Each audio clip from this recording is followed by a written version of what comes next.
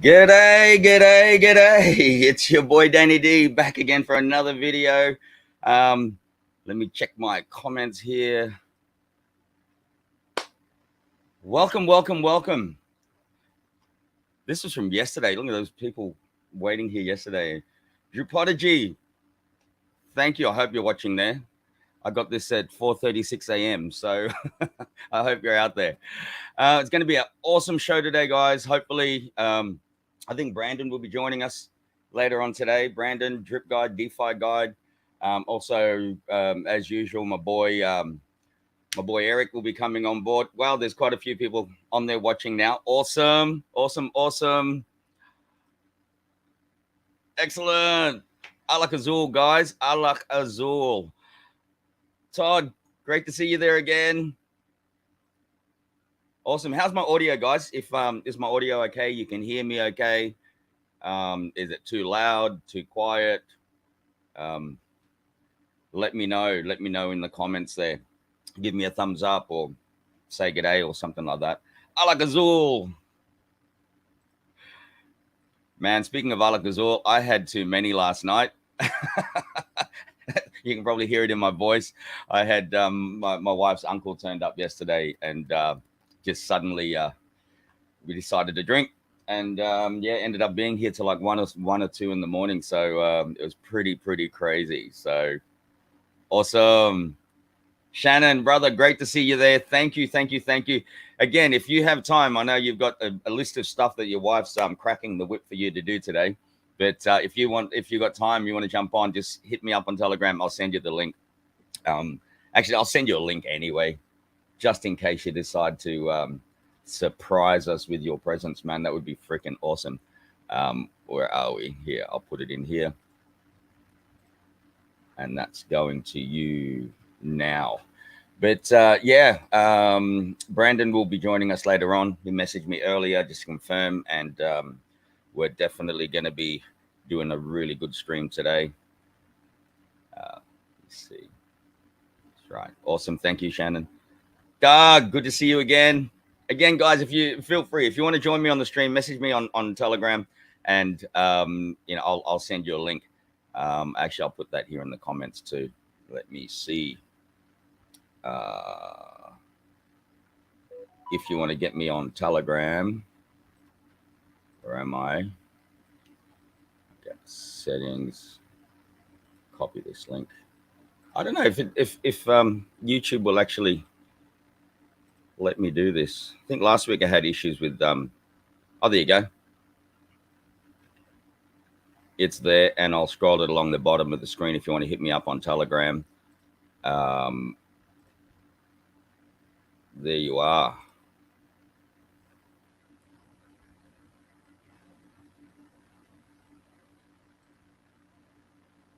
Oh man, that's not good. That's not good. I'm feeling a little bit under the weather myself. I don't think it's a hangover, but it's more of I'm probably still a little bit drunk. So hey, yeah. So today, what we're going to be talking about, look, it's as usual. It's just going to be like, open slather. We can talk about whatever we want to talk about as usual here.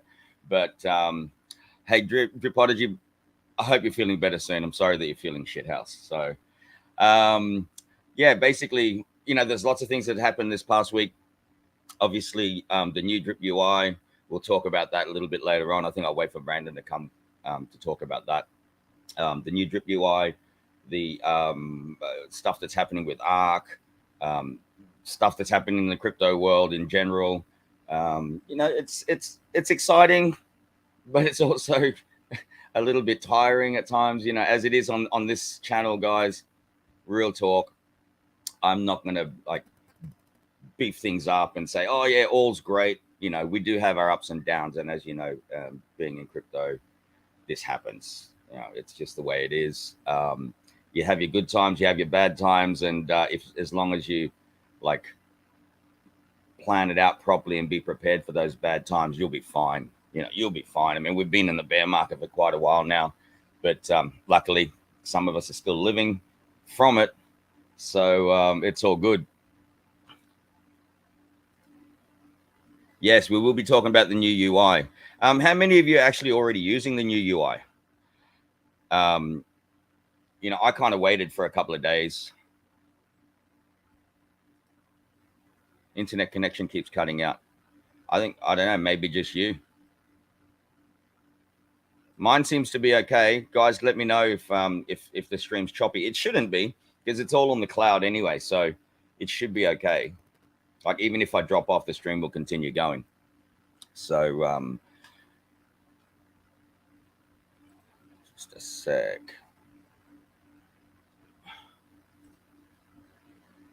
Yeah, so I don't know where Brandon and Eric are, but they're definitely going to be jumping on the stream, so they're going to help me out a bit today. So there you go. In the meantime, guys, questions. Questions, and let's see what I can answer for you, if I can answer them for you. I'm no expert. I'm just, as you know, Alaktrician Man. So you know, I'll do what I can. I am in the space, obviously.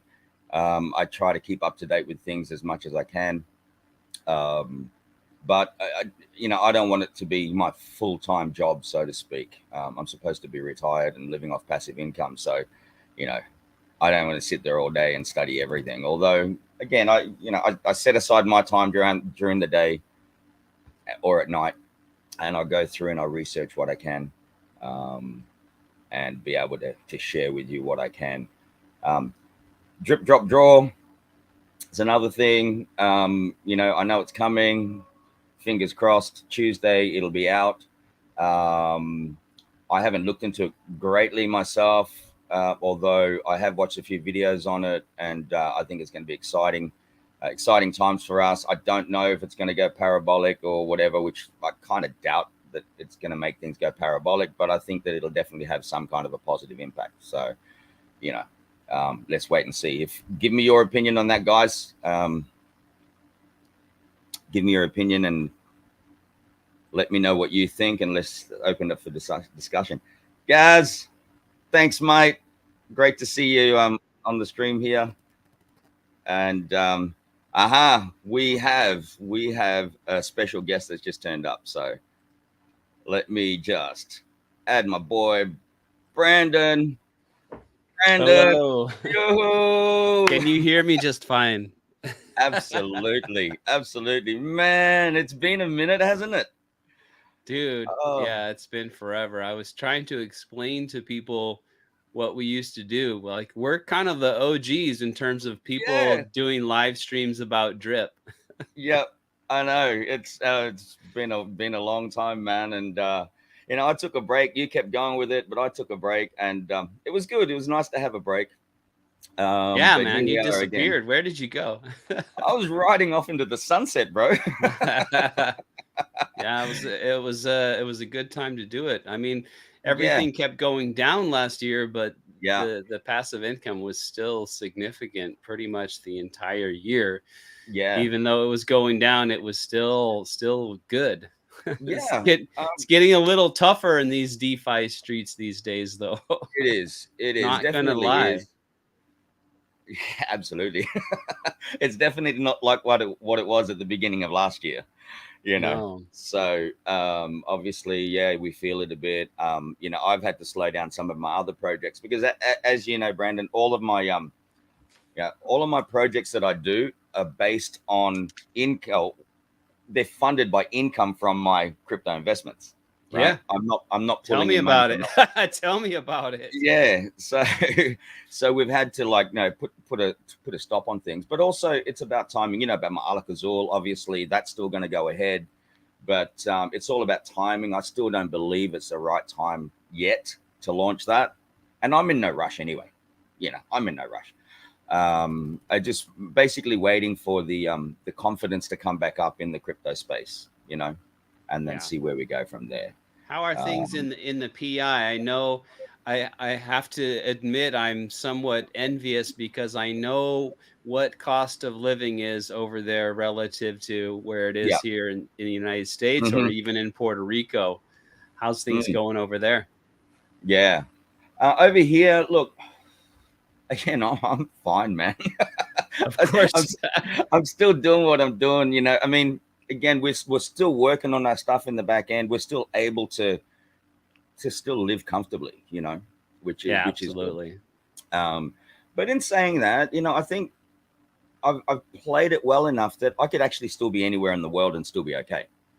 You know, it's a matter of just living up to your means instead of like going over the top. You know, I know quite a few people that made a lot of money in drip, and now they're suffering because they didn't plan it out properly. You know, so Well, yeah, lots of people, myself included, quit their mm, jobs with mm-hmm, a certain amount of passive income coming in every day, and maybe yeah, they planned ahead in terms of, well, I need this much and I'm earning 3 times that, and so yeah, I should be good, but then, things kept going down and down and down, and so yeah, where you had 3 times more passive income than you actually needed in terms of your your daily and your monthly bills, yeah, that's not sustainable anymore. So did you yeah. diversify a lot then as Absolutely. mhm, like Yeah, into what I sort mean, of a things? well, um, what I realized that like crypto is always going to be there. For me, it's always going to be there. Okay, and but we also need that passive income from outside. So I've been doing little things like, for example, buying little barber shops or little water refilling stations or just Oh, things wow. like that. And fortunately for us as well, my wife's business has taken off really well, really good. And she Nice. started off. She's doing she sells cross stitch. Cross stitch is like embroidery, and she Okay. sells all the the needles, the threads, the material that they use, and it's gone mad. I mean, literally Wow. crazy.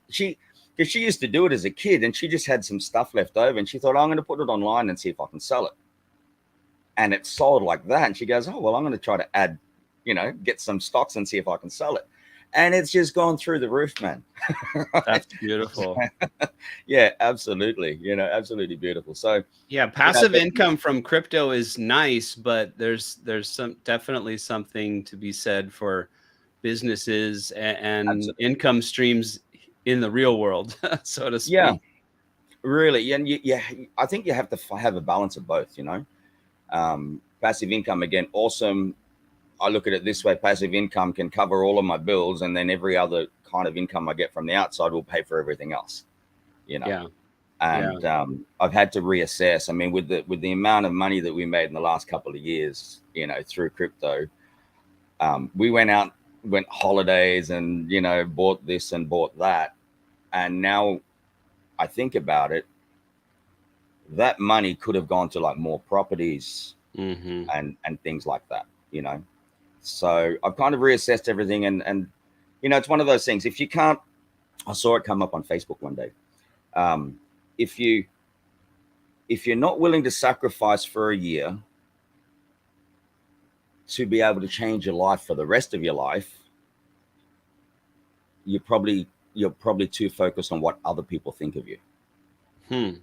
Right? You know what I mean? It's like, instead of going out and buying the flash car, I can just keep my old car. Ah, okay.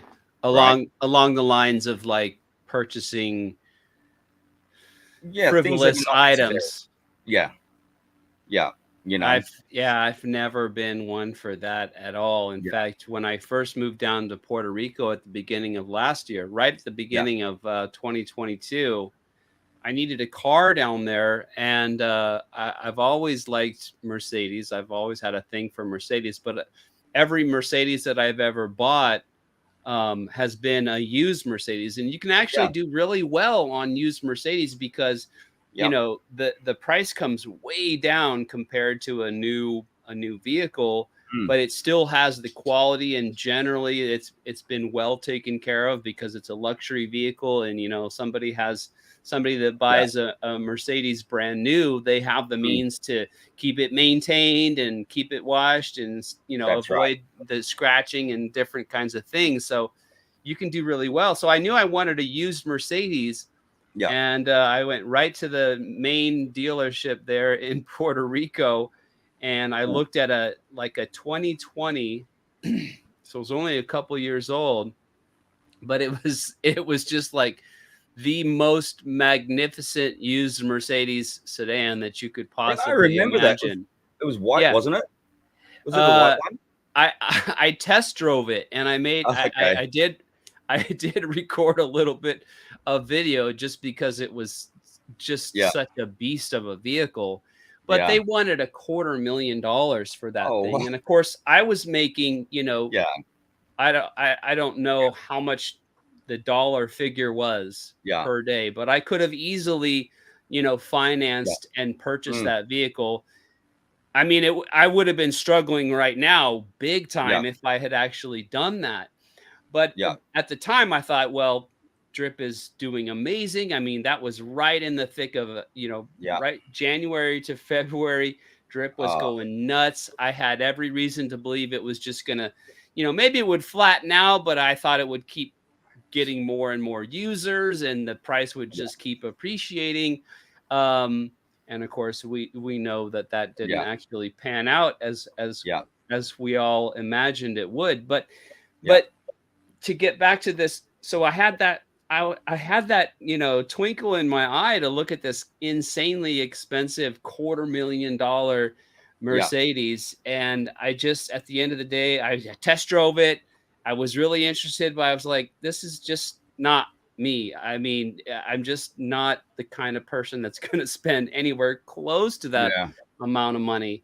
And everything is more expensive in Puerto Rico, especially in terms of vehicles, Yeah. because there's like an additional tax or whatever. I Yeah. ended up spending $31,000 Yeah. on an equally magnificent car, a lot older, Yeah. but it was like, okay, cool. That's reasonable. People spend 30 grand on a vehicle like every day, Yeah. so yeah, That's right. I never did any of the frivolous purchases. Yeah. I wouldn't think. We did travel. I mean, we went to Europe, stuff like that, but I mean, that's no, it's important, right? It's important to do that stuff. I mean, that's something that really hit home with me in this past year as well. Having the money to go and spend time with the family, yeah, go and absolutely. go away, that's super, super important. But cars, like especially over here, you know what it's like over here. Yeah, Like there's you no might point in get having a yourself new a car. nice trike, maybe.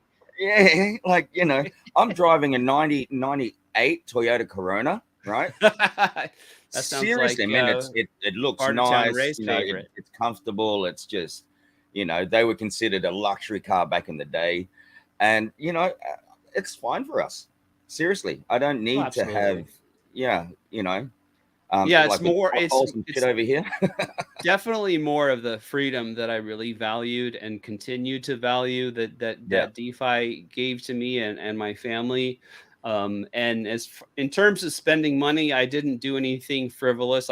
Nowadays I'm like really tightening the belt yeah, because I want to continue yeah, this freedom of lifestyle that I enjoy. yeah. But it is getting tough. I mean, nobody should cry for me. I've I'm still doing fine, Oh, and I'm yeah. I'm living the dream as far Mm, as most people that are getting into crypto and DeFi are considered yeah, would consider is that hey, dude, you don't have a 9 to 5 and you're yeah. living off of DeFi. Okay, cool. So don't cry for me, Argentina, but it is it is getting tough. I would say but the main thing that I am super glad about that I did spend money on last year was that I went to Europe and Mm, I got to be there in Europe as my yeah, my daughter was going around to different cities yeah. and That's on right. that European tour for her Yeah, choir group. That was freaking amazing. And that memory, those memories will last a lifetime. And yeah, I'll continue to be very glad that I did spend the money and Drip gave me that. Drip gave yeah. me that freedom. We're blessed. We're blessed, bro. Now you're drinking that, and there's a comment. Like I got back into the Drip Australasia group again. Like on Telegram. Because I haven't been on Telegram for so long, and there's just where's this one? I saw a comment here. Uh, where is this? Can't see it now. There was a comment about my glass not being blue. Hang on. Nice blue. Well, I think they're referring to this. I'm going to have to do one. I always do one at the beginning of the stream anyway. Yeah, it says, bro, that cup ain't blue. Alak-Azul. Alak-Azul. So this is for you guys. Cheers. There you go. I'll try not to have too many of those this time. I think I said that on the last stream too.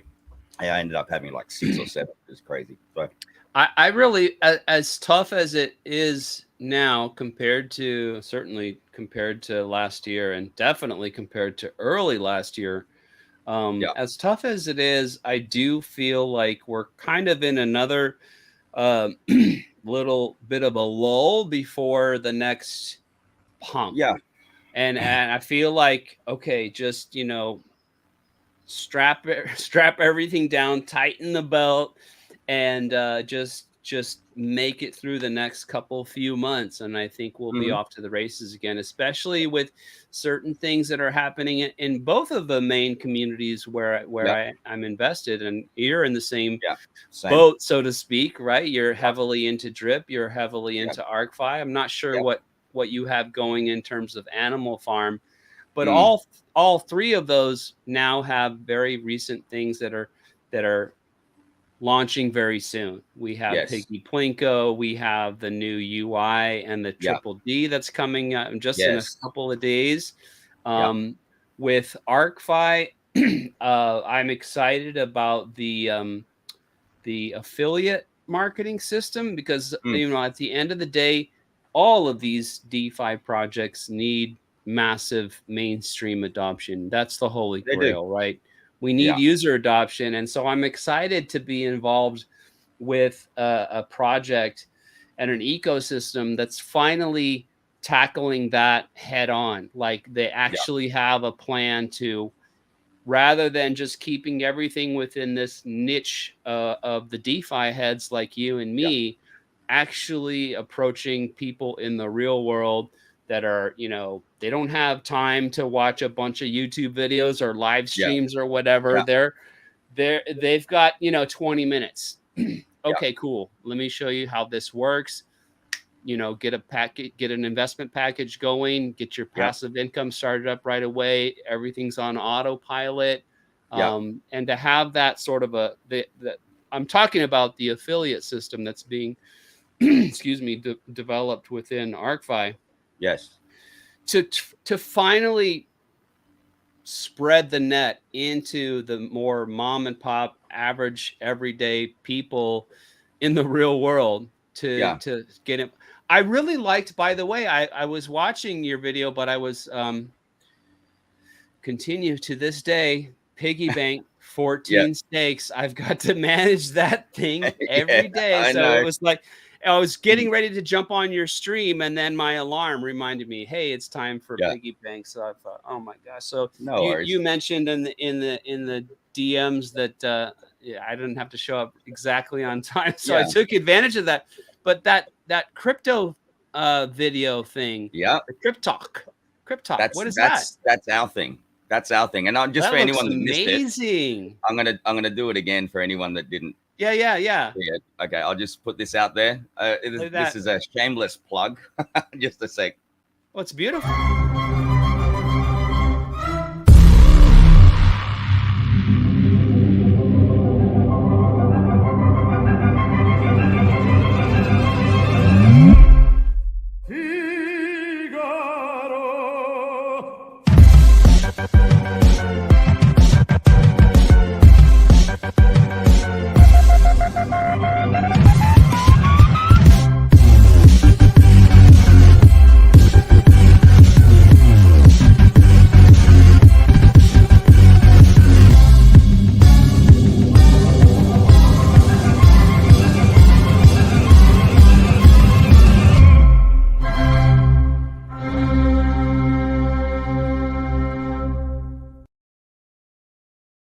I love that. That is awesome. And you hit on all the key things, you know. So what is that all about? What do you that's got Blocks going? Media. That's Eric Crypto Lucky. He'll be on the stream later on as well. You've met Eric many times, but that's Eric and my baby, so to speak. Okay, it's mainly his, but obviously I'm heavily involved in that. And what we do is we started off. We did like a face-to-face. We did a face-to-face. We set up a venue and we did a face-to-face, and basically just teaching people the absolute basics of crypto. What is blockchain? What is cryptocurrency? What are the main cryptocurrencies? That was in the Philippines? Yeah, that was here in the Philippines. And, obviously the first one off the rank, things like that cost money. When you're doing face-to-face, obviously you're looking at the venues and all of that kind of stuff. So it costs money. So we thought, okay, well, how are we going to do this? Obviously, we've got to look at sponsorships.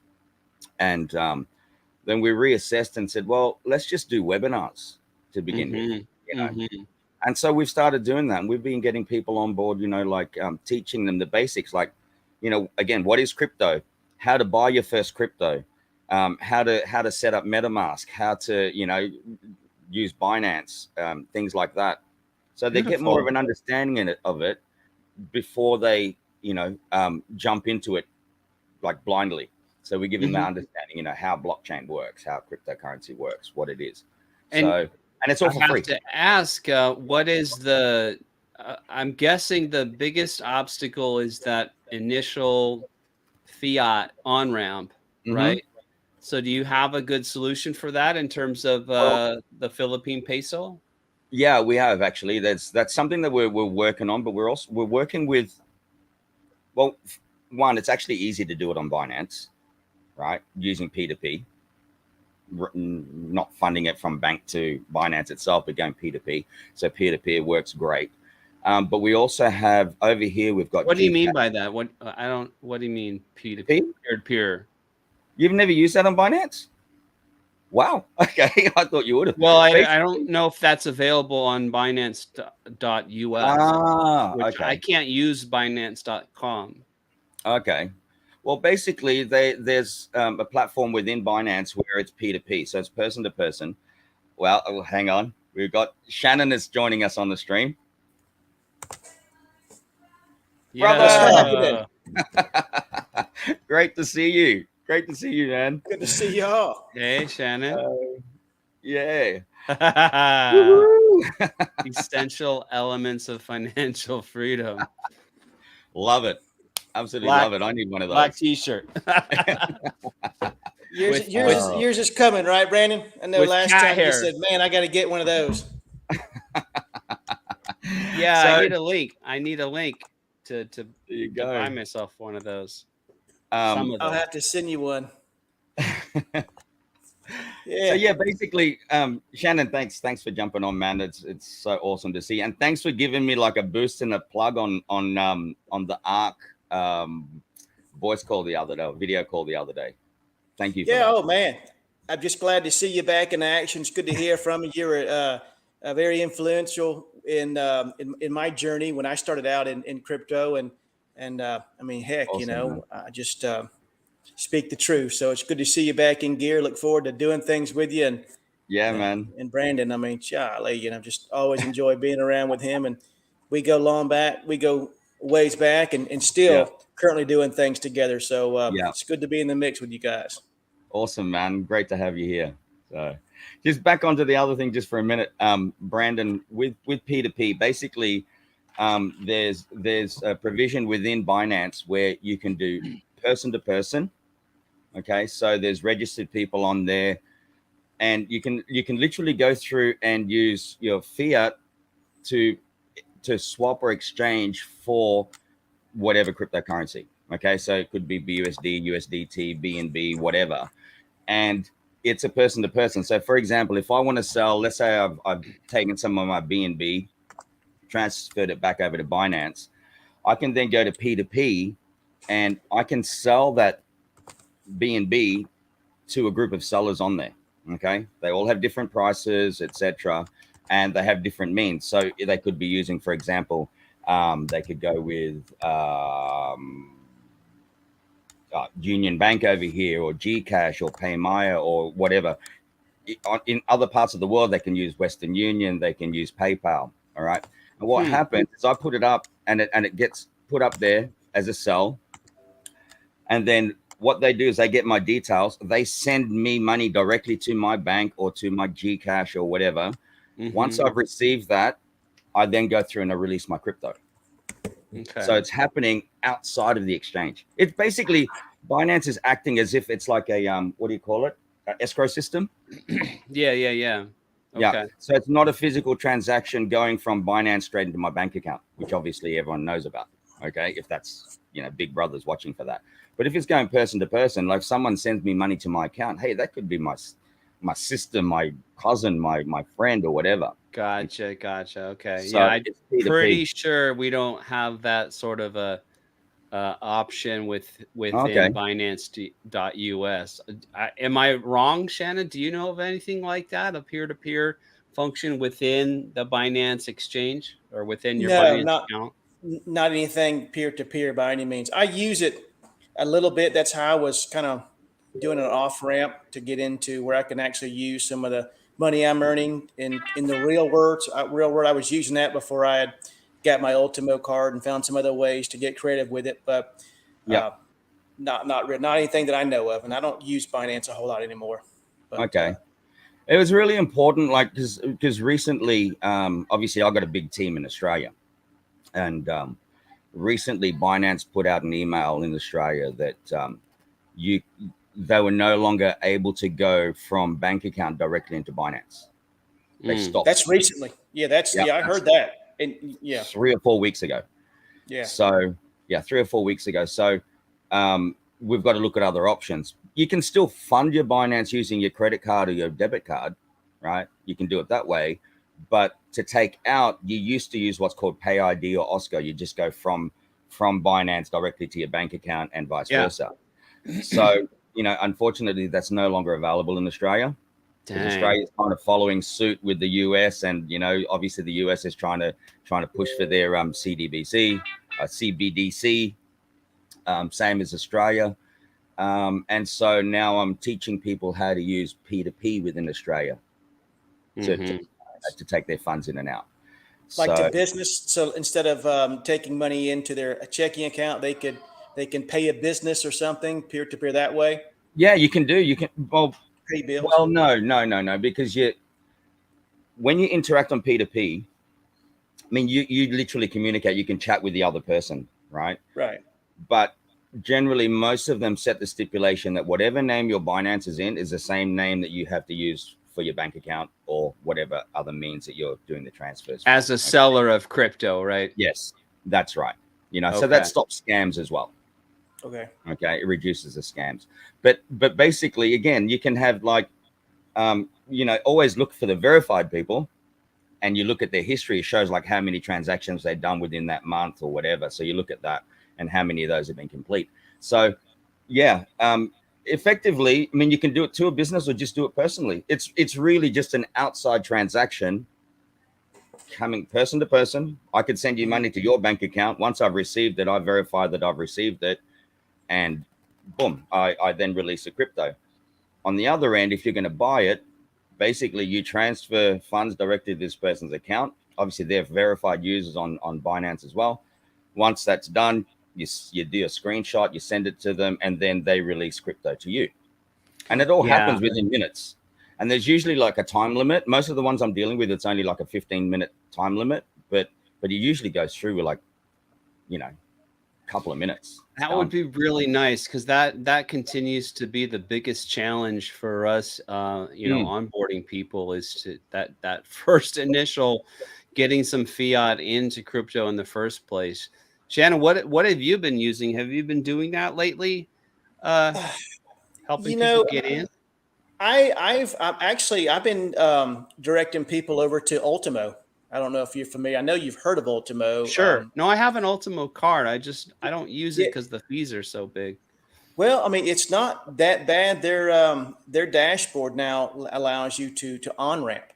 You can do on that end, and it's a 4.5% fee to on-ramp, and then there's a small fee after that for processing, but it's no KYC. You can do up to $5,000 with a Visa or MasterCard straight in on that end, and then it converts into USDT, and then you can move it on Tron or Ethereum or BSC network into any wallet. So that's an easy way. I haven't tried the one on Animal Farm, the on ramp there. I heard there's some mixed things on that one, but that's really, other than the traditional way coming through crypto.com or through Coinbase, which can take 5 to 7 days. That's the centralized way, but that's the only way that I've been seeing folks doing it. But if you're dealing with a brand new person, they don't have an Ultimo account, right? So no, they don't use crypto.com. Maybe they'd have to use that, and it depends on who you know. If it's someone that you know personally that you're with, then I've assisted folks with going through the process myself, and we worried about payment outside of the crypto area, to get on that end. I mean, and that's one way to kind of get somebody in quick, fast, in a hurry without having to wait the 5 to 7 days if they're wanting to get in, for a certain reason or whatever the case, launch or something on that end. So that's kind of it. Okay. Yeah, I think it's going to be increasingly important if we're going to have any success with onboarding mainstream folks. That first initial fiat to crypto is the biggest barrier. That's the biggest hurdle. 100%. I mean, that's literally, that's one of the main reasons why I believe ARK has kind of come to a kind of stagnant right now, because really who is in ARK is who all's in Drip and who's all in Vireo and who's everywhere else. I mean, you have this crew of Discord, Telegram, and these degens that circulate. Once you get in, everybody hears about it and they all get in and just wait. And that's it. It's just a circle of investors. So you really need to break out and get into that other aspect of investors that really don't know about DeFi and get them in. The only way to do that is when you're talking to them. It's like when I'm in real estate. I mean, you're talking to people, you're getting them excited about something. They're ready to make a move, right then. They're motivated. They're excited about it. Hey, sign me up right now. Well, I can sign you up, but it's going to take you 5 to 10 days before you can actually do anything. You lose motivation, and crypto is so volatile, you miss opportunities. So really, the first person to actually break down the wall to make it really simple and easy to get somebody onboarded through, a simplified, semi inexpensive way through a credit card is going to be the pioneers in this space. And I believe the team over at ARK, they're working on that. And from what I hear, their on-ramp, which should be out sooner than later, could certainly do that. So that's going to be super exciting, and that's going to be a huge boost. So that's kind of, I've got people like on the fence post ready to go and invest once that deploys, because it'll be easily to do. And Brandon, you know exactly what it's just, that's how you get people in. That's kind of what I'm looking forward to. Yeah. Well, we're over here. Obviously for the Philippines, it's going to work over here. We're partnering with a company called Top Wallet, and we've actually been using them on some of the webinars we've been doing with Blocks Media, and so they're fully licensed over here. There has to be KYC, obviously, but they can go straight from peso, transfer peso straight into Top Wallet, and then within Top Wallet they can buy crypto. Nice. Yeah, and it happens like seconds. Now, is it KYC? Is it pretty centralized, or is it fully? It is KYC. Yeah, you have to do KYC, and that's because they're implementing other things, which I can actually talk about now, which I can talk about because the marketing for it is going to be exclusive to us, Alaktrician Man and Blocks Media. Okay, I can talk about it. Yeah, it's amazing. It's a big thing within the app itself. The app is there's multiple use cases within the app. I can't talk about it too much because obviously there's still things that are in development. Top Wallet itself is already active, so you can actually load crypto into it. You can load pesos into it, and you can buy certain crypto, but not all crypto yet. But we have the ability to add any coin to it. Okay. To sign up, you don't have to do KYC, but there's a limit to how much you can do without your KYC. And then within the app itself, we're actually launching a marketplace, which is like a Facebook marketplace, Okay. So you can buy and sell goods and services and products and stuff like that.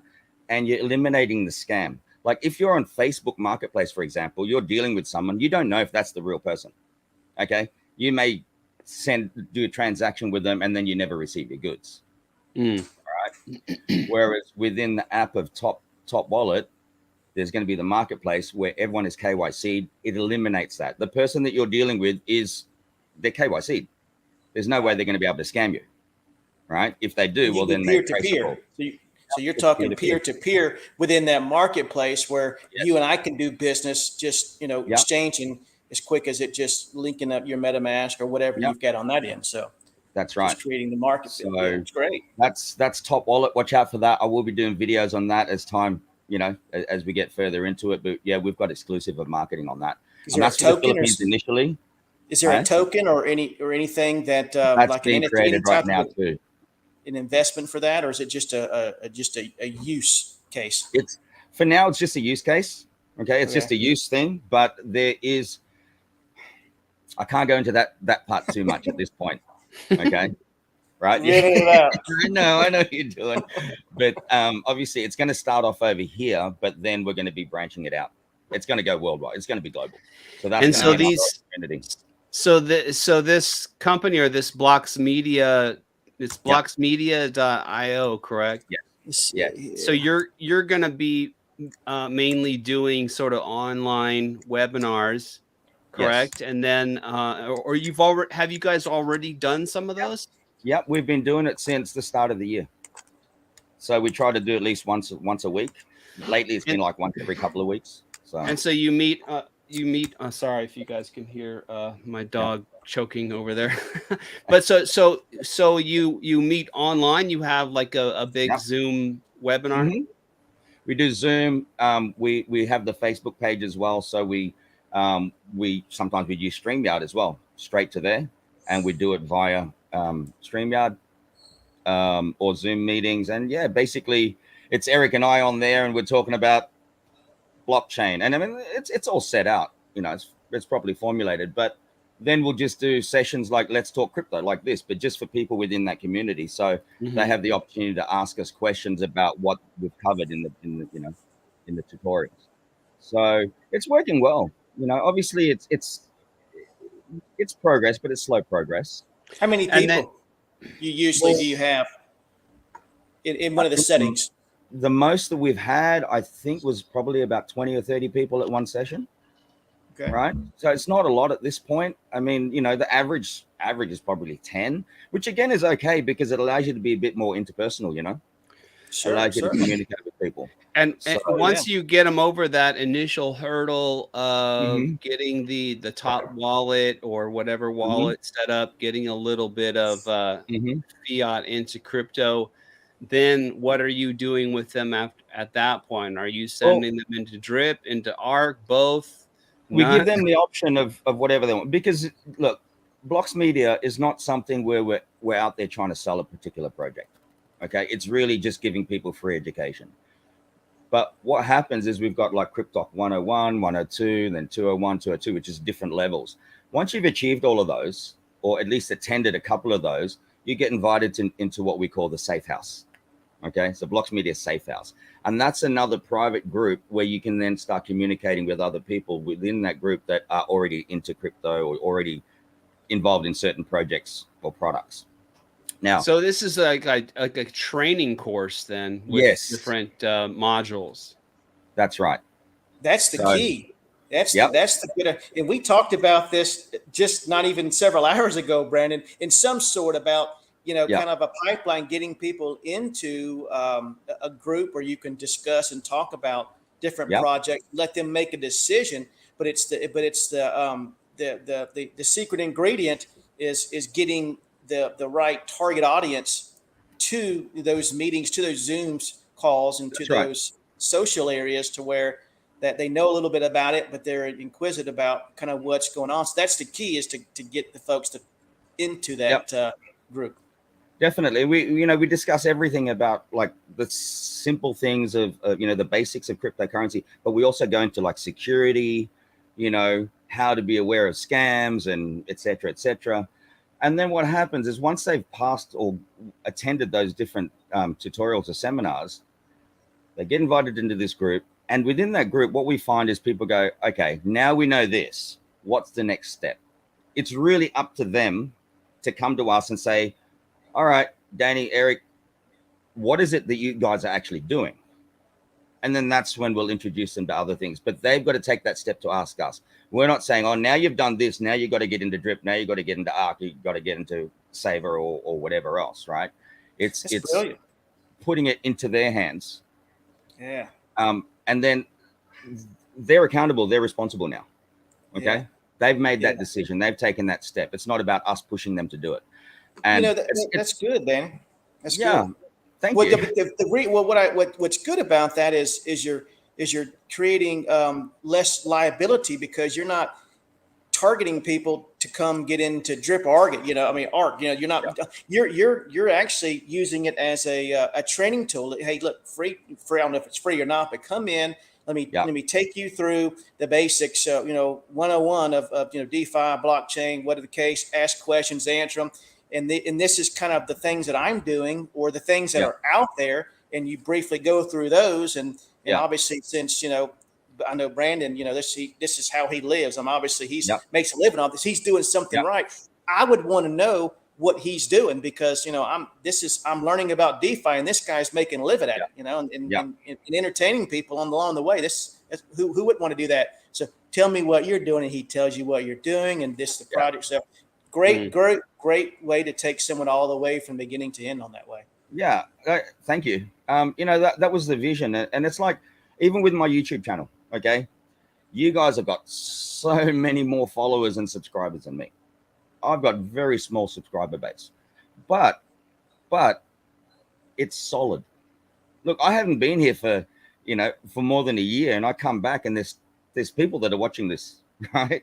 There's a solid group of followers and subscribers, and that's what's important to me. And I've never been on here like pushing anything in particular. Yes, we're very pro drip, but even with that, I was never saying, hey, join my team. Never. And you guys can attest to that. It was never that. Sure. Yeah. It was never my intention to be this big influencer. Okay. But I was providing people information on a layman's terms. And Shannon, I mean, I don't know if you ever, do you ever call in for the ARKFi daily podcast, Danny? I actually joined it the first time yesterday. Okay. It's at 4:00 in the morning for me. Oh yeah. So it's kind of a not great timing for you, but I mean, as Shannon mentioned just a few hours ago, we were, we always have the podcast, which lasts about an hour and a half, I would say. And then once the recording is done and they turn it off, then usually there's a good dozen folks that just continue to hang out and chat. And today we got into this idea from one of the people in our community. His handle is Neto, and he was talking about using like targeted email marketing to get people. Email outreach. It's kind of a nascent sort of a marketing technique, apparently very productive. But it sort of answers the question of, well, how do you initially get folks interested to begin with? And I've been doing the YouTube thing for close to 2 years now in DeFi, and I've reached a lot of people, but it's kind of hit a plateau, and now I want like 12,000 subscribers or whatever. 11.8 subscribers, 11.8K subscribers is great, but it's sort of stagnated, and there's a lot more than 11,500 people out there that need to know and understand crypto and DeFi. So my question, I guess, is how do you initially get the folks to sign up for this free education? Like, you have to have some kind of advertising or outreach of some sort to get people in the front door, so to speak. Well, initially what we were doing Facebook ads. initially. So that's paid. So that's paid marketing, though. Yeah, but you know what? They blocked us. They stopped us. Yeah, For some stupid reason, right? Because I look, there's other people doing it, and they're still able to do ads. We're not allowed to do it. So basically, we've grown, organically, right? Just word of mouth. And we tapped into a couple of groups. One was like a mummies group, and they basically used to run competitions about like liking and subscribing to pages and being involved. And we were doing some raffles for them as well. You know, come and get into this thing. We're going to be doing a raffle. We give away like 1,000 pesos or a couple of thousand pesos or something like that.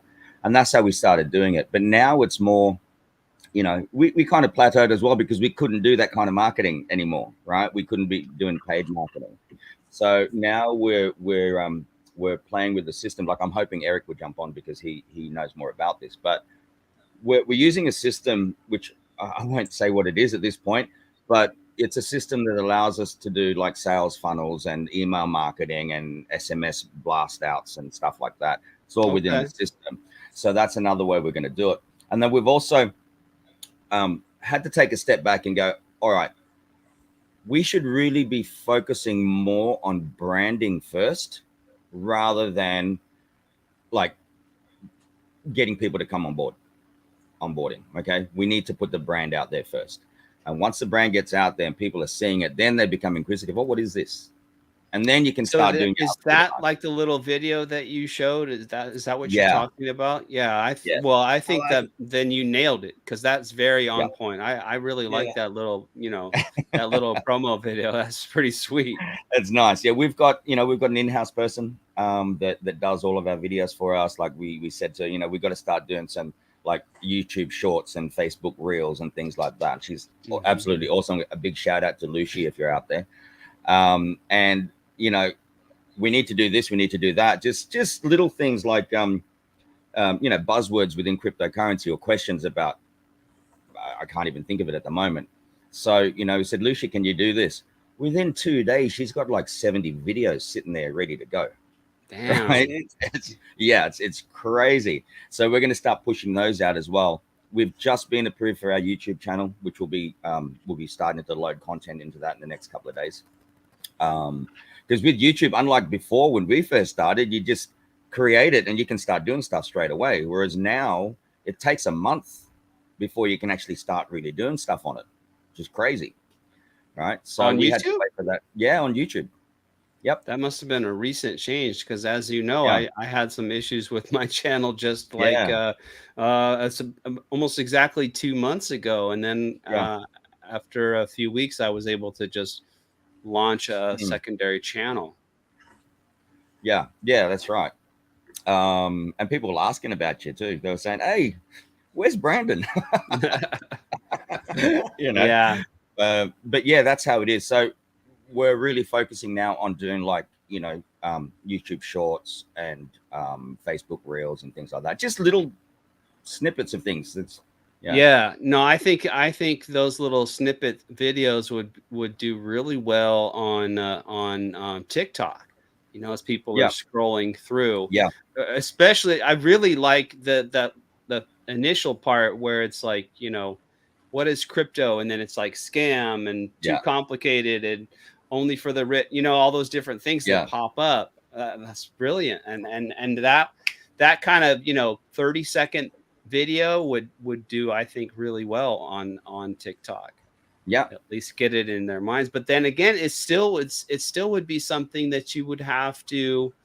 I guess you could just post it on TikTok without paying for it to be promoted and thrown in front of users. It would just have to be hopefully something that would just get viral. I guess. I don't know.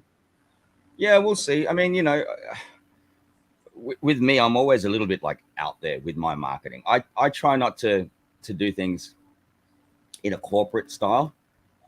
I want to do things crazy. I mean, look at me here. I'm sitting here like this, and I'm drinking, while I'm on a stream. Alak-Azul. Alak-Azul. Okay. Here we go. So it's I try to do things very differently, because I think that's what makes an impact. For example, if you're going to do something and you want people to see it, instead of going, is this a scam? Go, have you been scammed? Right? There's a difference. That's more effective, because anyone that's been scammed, they'll see it. Is it a scam? Shit, you see that every day. Right. But if you do it like, boom, that's like my first video. What I put when I came back last week, WTF, what the fuck? I'm back. And that caught people's attention, instead of like, oh, I'm doing another stream, blah, blah, blah. It's like, oh, okay. But if you put it out there, like in your face, I think that's what works. Yeah, it's like it's creating like a inquisitive excitement, kind of like what's going on, or kind of to grasp on that. But the out of the box marketing is the way to do this. And I've been thinking about this, a way to approach it, because you really got to be careful, when you're trying to push financial advice to somebody. So, but I like the way initiating it through training, through just training on anything. So. And I live in a community where I have a pretty good pulse on it, to where I can gather people pretty quickly, if just by sharing information with them and bringing them into a room, or bringing them onto a Zoom call on something. There's ways to do it. I could run some, local ads or something to, free seminar on blockchain, or, learn DeFi, or just something to where people that I know people's heard about it, because everybody who used to not know, with all the negative and some good stuff on the news lately, has heard of blockchain. They've heard of crypto, Bitcoin, all of that stuff. If they didn't know, they know now. I mean, it's certainly a household name now across the board. So definitely with everything that happened last year with FTX and before that, Terra Luna. So they end up hearing the horror stories, and that's pretty much all most people hear on network news or whatever. There you go. I was just learn the truth. Here's maybe the truth. Just thinking a little bit, just kind of thinking out loud as we were talking here. I was thinking maybe I could go on. There's different sort of platforms. The one I'm thinking of that comes to mind is master classes. Like I remember Daniel Negreanu, a professional poker player. He had his master class on, Daniel Negreanu teaches you how to play poker. And I'm thinking, I wonder if I'm sure there are already folks that are teaching crypto and teaching DeFi, but I'm guessing they're probably charging a fee, first of all, and secondly, they're probably not promoting a certain particular DeFi project. They're probably pushing people towards different kinds of trading strategies where you can learn how to trade crypto, which I'm not a fan of that either. So maybe having maybe I could put together, or we could put together, maybe you and me, Shannon, or all three of us, or whatever, put together some courses on a master class and just have it for free. I mean, that's just the sweat equity that we were talking about earlier today, Shannon. It's like, I mean, I don't know, something's got to change, because I've been doing the YouTube gig for almost 2 years now, and definitely have had some growth, but everything's kind of stagnating, and we're up against this immovable object force of the government and the SEC and everything cracking down, and then the mainstream media is like focusing on all this negative, bad news, like FTX. I don't even consider FTX. That's not crypto. That is not crypto. That's completely going against the whole reason for cryptocurrency to be invented in the first place. You're supposed to own your own crypto, not hand it over to somebody else and hope that they give it back to you. So maybe that would be a good approach, to just start putting out. They don't know that. And it'd be nice to know that. They don't know the whole story, but they know what FTX is, but they don't know the true story and know how things are. And that's a good way to lead off with some of the catchy things, like what WTF, something about, what happened, that here's the real truth, or whatever the case may be, something along that lines, where it's a teaching event on something that that's already caught somebody's attention on that. But that'd be the way to do it. And have a nice little training class, free training class. Go in, bring them in, and whether it's on a local level or however. But that's really, because right now, like you're talking about, Brennan, those people, everything now is just circulating. The same people that we're talking about, that's on your YouTube, that's everywhere, is circulating. There's not any. Every once in a while, a new fish, a new investor jumps in, but they circulate. It needs to really just go this way with it. I mean, there's enough people, mainstream, way enough people to keep onboarding to where you don't run out. And you're just look at the liquidity pool for the ARKFi token, just as an example. Even Drip, Drip's liquidity pool is bigger than ARKFi at this point, but it's a few $100,000. Yeah, you could double and triple and quadruple that liquidity pool in a heartbeat if you just got a few thousand people, which that's it's not hard to do. But I don't know. I just again, this is our focus and our attention with Blocks Media, is we're getting people that know nothing, absolutely nothing about crypto, and then getting them to understand it. Because if they don't understand the basics of it, they're just going to be driven by all this media shit. Crypto's a scam, Oh, you're going to be scammed. You're going to lose money. You're going to do this. You're going to do that, right? Because they don't understand it. Understanding blockchain is super, super important. If you don't understand blockchain, there's no point you coming into cryptocurrency, right? That's my opinion. And 100%. We really try to take them from the basics. Look, there's people that have come in through Blocks Media now, which knew absolutely zero, and now they're actually crypto investors, right? They're still asking questions along the way. They're still learning. We all do. I'm still learning as well, but at least you understand the basics. So then when someone says to you, oh, crypto's a scam, you already have it in your head. Well, no, it's not. It's not, because of this, because of this, because of this, right? And these people that know nothing about crypto is where our focus has got to be. That's who we're going to have to onboard. The people that know nothing. 100%. Right? Yeah. That's the majority of the people. Yep. And we've already cycled through all the money that's already here in DeFi. It's like everybody's just trading their money all around different projects, and that's it. I mean, this is like the thing with Top Wallet. Okay, over here in the Philippines, Top Wallet. People can get into crypto with 100 pesos. 100 pesos, what, $2?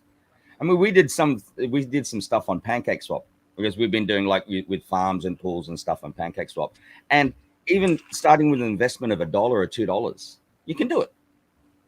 You can literally do it, and people don't realize this. They're thinking, oh, crypto, I need to invest like thousands of dollars, and that's how I'm going to make money. Hey, you can start really, really small if you want to. Depends on what network you're on. Well, transaction fees. But that's where your training goes, and that's where training comes in place. That's where you really, because that's where people make a big mistake. They can go in and do things, and that's really where you take them, not down into the weeds or down the rabbit hole, but you take them just above the surface to where they know a little bit about the DeFi. What it consists of, the difference between DeFi and centralization.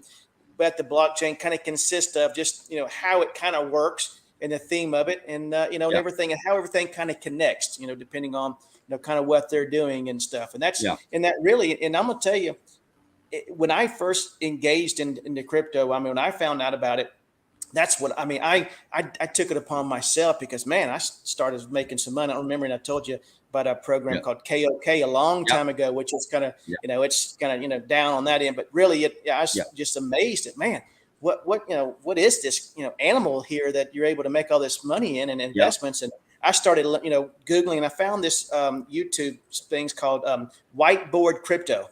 The guy's name is Theodore. The thing, it's all animated. He's got millions of followers, but you can go in there. He's got his videos in between 7 to 12 minutes long. It's all animated type thing, but he does everything in analogies, and it really helped me understand all about.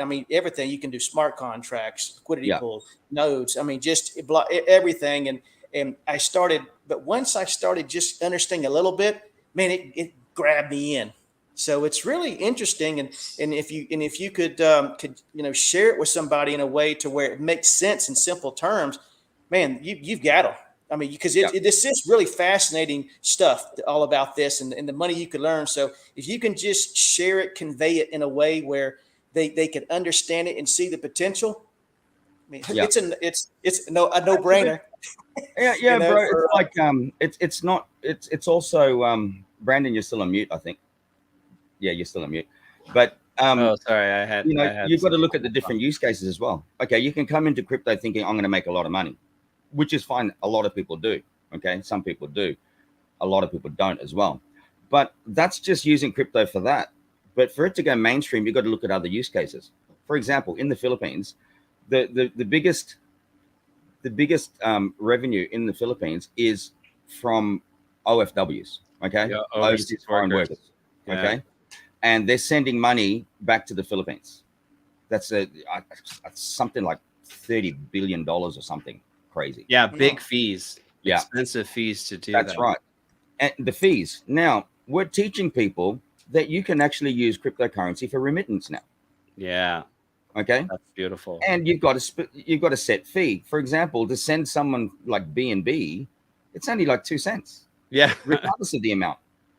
Yep. Right. Or if you try to send something through Western Union, it can be anything up to $800 or whatever. I mean, average is like $10, $11, $12. But depending on the amount that you're doing, not knocking Western Union, if anyone out there works for Western Union, right? That's a great thing to have. It's an antique. But it's an antique way of sending money and stuff. So we're educating people now, and we're actually going to be doing courses for OFWs overseas somewhere on how you can actually transfer remittance back to your family here using crypto. And now we're working with Top Wallet, which is local. You can go in and out off Top Wallet. It's just amazing, right? People get crypto over there, wherever they are, whether it be Dubai or US or whatever. They send it through to their family at 2 cents. Okay. Yeah. And then they can get it here. And the convenience of that being crypto is 24/7. Yeah. You don't have to wait. A reason why people would want to get in. I mean, it really would be a reason why people would want to get in, because of that simple way of moving money around, because people do take care of distant relatives in different locations in different countries, and they just don't know about the way. So that would be a reason, their main motivation to get into or want to know about crypto, just so they can send money an easier way to people. So you never know what someone's motive is, Yeah. Now, once they're in and doing that, they're now in the crypto space. Once they're in the crypto space, they go, okay, well, I'm using it. It's working. Yeah. What else can I do with it? Yeah. Right. And then they start to have some of their money kept in their wallet, in their crypto wallet. And now they're like, instead of keeping it in my wallet, and if I put it into the bank, I stick it into the bank, I'm going to earn 2% maybe a year. And then after fees, you'll end up with less than 1%. Right. Why not? Then, okay, go for the low risk stuff. Low risk, go onto PancakeSwap, put it in there, 8%, 10%. A year, still better than what the banks are giving you. Oh, absolutely. Geez. I mean, that's huge, big time. Absolutely. Even if you're just going with the stable coin pairing, right? Stable coin in the farms and the pools. Awesome. It's just sitting there, but you're earning money from it. And, that's the onboarding that we should be looking at, is not so much, yes, it's great to get them onto the ROI stuff and, those things where you're making big money, but you're obviously taking risks. Okay. Get people's feet wet in that's a really good point, because I'm a big fan of ARKFi, but I recently through a friend of a friend, basically I got somebody to get into the vault, into the ROI DApp. Yeah. And thankfully he took a little while to get everything started up and get the Binance account going and get some fiat in there, et cetera, et cetera. And thankfully, by the time he finally got into ARK, the price had already come down, but it was still I think around $2.50 to $3. Yeah. And then it's come down even more from there. So I feel bad, like this is this guy's first experience getting into DeFi, And while I didn't anticipate that what was going to happen with ARK was actually going to happen, you know, it still is a little bit of a bad taste in your mouth if you're brand new and somebody Yes. says, "Oh, check this out, you can get 2% a day." If it works great, they're going to be very happy and satisfied customer. But I what you're talking about is a very good point. I think get somebody into stable, farm that on Animal Farm or Pancake Swap. They're not going to lose any money. They're going to make a little bit of interest. It's not going to be, you know, 300%, but it's still going to be a lot better. And then they can, you know, once they get their feet wet in that and they feel a little bit more brave, then they can branch out and take a piece of that and put it into something that's more risky and has a better opportunity for reward as well, though. Yeah, that's right. I can totally relate to what you were just saying as well, because obviously there's people that we've brought on board that, you know, obviously we were telling people how stable it was. Okay. It was sitting at 571, 572, 570 for 6 months. Yeah, that's right. And then all of a sudden it went like this. But for people like us, we're familiar with that. We know that happens. I mean, if you look at Drip, I got in at $7.70 on day one. It went up to $12. Then it dumped back down to $3 or something. And it sat there for like 4 or 5 weeks. And then went down to $2. And then, you know, June 2021, it was at $3.28. And that's where most of my team came in. Right. And then from there, it went up to $59 in July. Yeah. Oh man. You know? Yeah. $59. That's why you got a good following right there. Well, right. That was a sweet move. Well, yeah. You know, it's one of those things. But the thing is that we've been here before. We've been here before. We know where things can go. So for me, this has happened with ARK. I'm still cool with it. Right. I'm still cool with it. Absolutely. I'll still keep pushing on with it, you know, because I know that just through compounding, I'm not going to lose money. Right. No. I'm not. Yeah. Okay. You're at very least you're going to get your ROI. Yeah, absolutely. So just keep pushing through. You're already in it. Just keep going ahead. You know, what are you going to do? Oh, I'm going to pull out. You can't pull out your funds. Yeah. So just, you know, turn that lemon into lemonade. How are you going to do that? You're just going to keep pushing forward. But for somebody who's brand new, you have to have those kid gloves.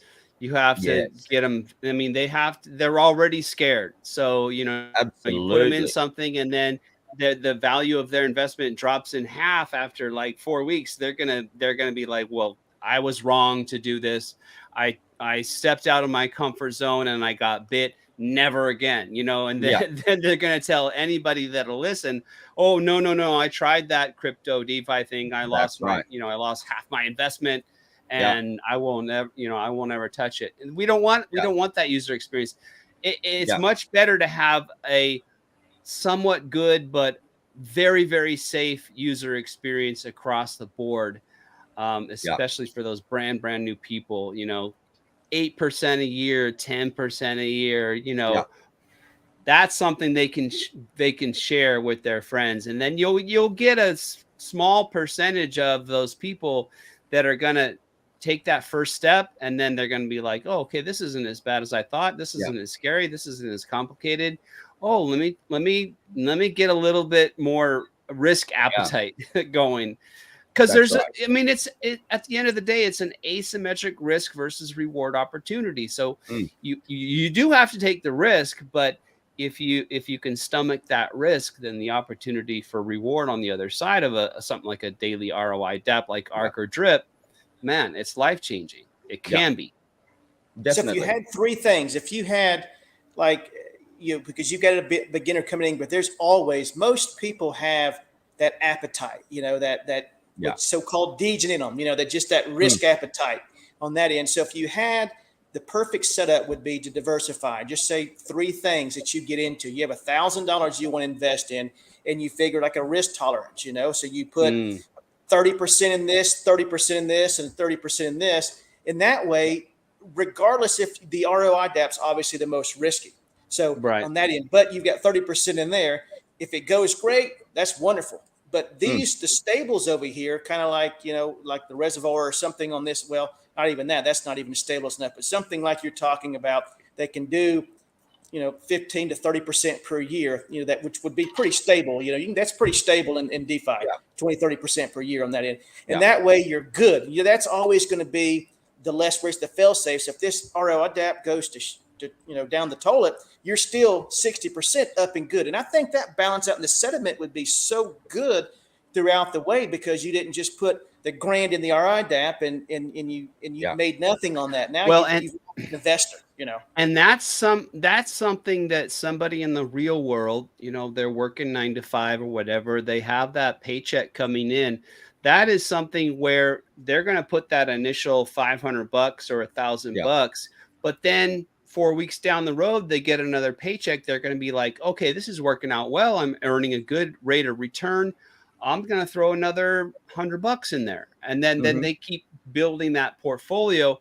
Then they're going to have, by the time they get to $2,000, $3,000, $4,000 portfolio, then they can say, well, you know what? I'm going to take 20% of this overall portfolio. By the way, I'm just taking a look at Animal Farm right now. And so there still is an opportunity.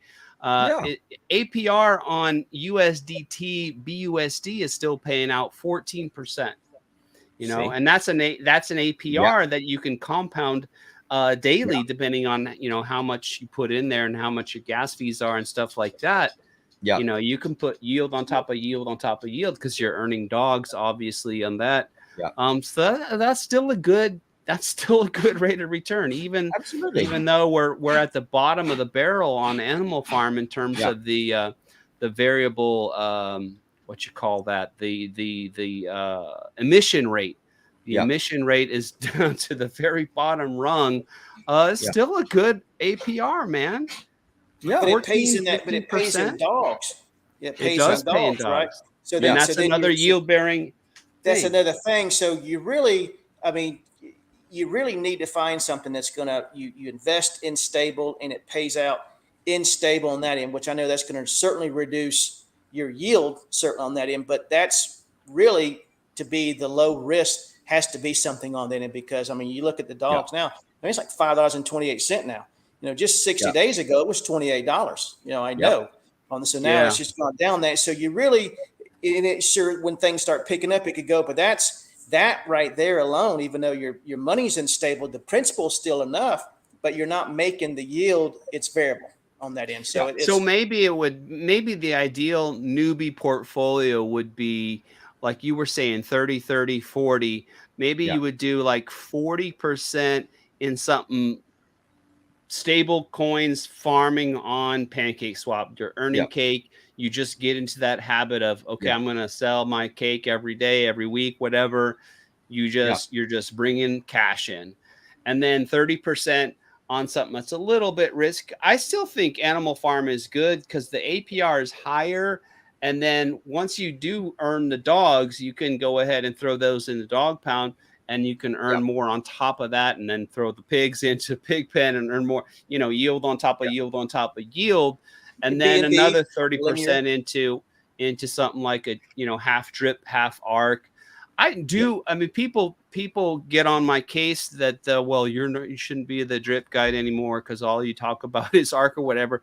I still am a fan of drip, because drip has that. Drip is that wild card at this point in terms of what I consider, because there's the opportunity where, you get a couple $100,000 into that liquidity pool, the price can double. It can quadruple. It can, it can go up by 10x, and then on top of your 1% daily. So I still think drip is a fantastic opportunity, especially considering we now seem to have stabilized at that somewhere between 25 and 30 cent area. And we're just getting started in terms of the new drip utilities and the new UI and the on ramp and the bridging and all the rest. We're just getting that started. Literally just 2 days ago. So I still think it's a fantastic opportunity. But what do you guys think about that sort of a portfolio balance? Super conservative, 40%, another 30% into something a little bit a little bit higher yield, but still very safe, like a stable on animal farm, and then 30%, maybe half to ARK and half to drip. Yeah. Yeah, I think that's the balance. That I really Yep. think that's the way you can really do justice to, and the person can feel safe about Yeah. not getting in something too risky on something. And I tell you what thing about Drip's got going for it is it has a history. It's got a chart, and it's also the longevity, 2 years. Totally. And I noticed that on their new UI, 2 years. 2 years Yep. running on that, and they're having over $2 billion in transactions. I mean, that's those key words right there. 2 years and 2 billion transactions, and has it's been low and it's gone shot up real high, $189. I mean, there's a lot of a lot of uncertainty there. So it's like it's like you said, it's just a mystery right now. You can't never rule it out. My opinion on that, my opinion on drip is like, look, we're in a bear market. When we go back to a bull run, I think people are going to go, what survived the bear market? And I think that's going to put a lot of eyes on drip, and I think it's going to like take off again. I'm not saying it's going to go parabolic like it was before, but the fact is it's a good time to get in, and people are going to say, yeah, that survived the bear market. I want to be part of that. It's been going 2 years, never any exploits, never been hacked. It's been paying out 1% every day for the past 2 years and a bit. Totally. Right. That's a safe bet for me. Yeah. Especially at this price. I mean, if it's certainly a safe bet to put money in at something at this price, because it could easily, I mean, just hypothetically, I mean, could get to $1. I mean, that would be fantastic, for a lot of people, in a case. That's a huge return there. I mean, for me, that's freaking beautiful. $1, yeah, awesome. It's not difficult to get to $1. Yeah. You double the BUSD in liquidity pool. That's a 4x. Yeah. I mean, that's realistic. Absolutely. I mean, that's what I'm not saying it could get to 100, but realistically, I mean, I would feel comfortable saying that it's gap potential to at least to get to $1. I mean, that's just looking at all the everything. I mean, that's a safe bet to say, possibly. Yeah, guys. I think I need to go ahead and drop off the stream. No problem. My wife, as you guys know, she's a med student, and she's just getting started on year 4 of med school, which means she's doing different clinical rotations at different hospitals and stuff like that. So she just flew to Dallas to do a rotation in the ER department there, one of the hospitals in Dallas. So she just landed. I wanna have a little chat with her and find out how her flight went and stuff like that. So, but I'm really happy to have the chance to reconnect with you, Danny. I know you and I were the OGs in terms of live streaming for the drip community. And it's great to see you again. I'm really impressed with the project, the Blocks Media. I want to hear how that's continuing to go. And I don't know, I'd like to somehow replicate that or duplicate that, or at least get involved in some way. Yeah, let's do it. I mean, again, for now, it's really Philippines. I mean, we're talking to like real estate groups now, how to use crypto and real estate and things like that. We're doing that now. We're doing courses on that. But we're going to take this all over the world. It's just starting here, but we're going to go all over the world. That's what it is. And I'd love for you guys to be involved in that. It'd be absolutely awesome. I would love that. So, and Shannon, you know how I feel about you, buddy. I appreciate the heck out of you. And it's nice to have a chance to see you face to face once again and chat. I'm gonna go ahead and drop off, guys. Yeah. Hey, just before in a couple weeks, I'll be traveling up north. So. Oh, right. Yeah, I will be here. Well, you know where I am. So I will be here, and just hit me up in the DMs. I will. And what I'd love, guys. Again, Brandon, thank you so much, brother. Yeah, I've been looking forward to this for a long time. I'm going to be doing this every week again from now on. Like every week will be the same, to just keep it consistent. So I'd love to have you on again. And because both of you are here, can you put me in front of Atlas at some stage? I'd love to get those. I tried to. Yeah, I mean, yeah. The other morning when he was on, I'd messaged both of them, but they're both in a meeting. But Yeah. I mean, he's very accessible. Yeah. Very Yeah. accessible. I'd Oh my love for you gosh. guys Yeah. to be able to hook that up like we've done in the past, even like with Forex and stuff. And in actual fact, if anyone's got an inroad, I'd actually like to get BT on one of our calls at some stage now that he's actually putting his face out there. Right? Bank teller from I don't have a connection on that end, but yeah. I kind of do, and I'm going to have to look into that. But that's another one that, it'd be interesting. Yeah. It'd be interesting. All righty, guys. All right, Brandon. I got Thanks a again. We'll Good talk, night. buddy. Thank you, guys. All right. Have See a you good later, night. man. Have a good one. Bye. So, man, awesome. Love having Brandon on the calls. And you, Shannon. Man. Awesome, man.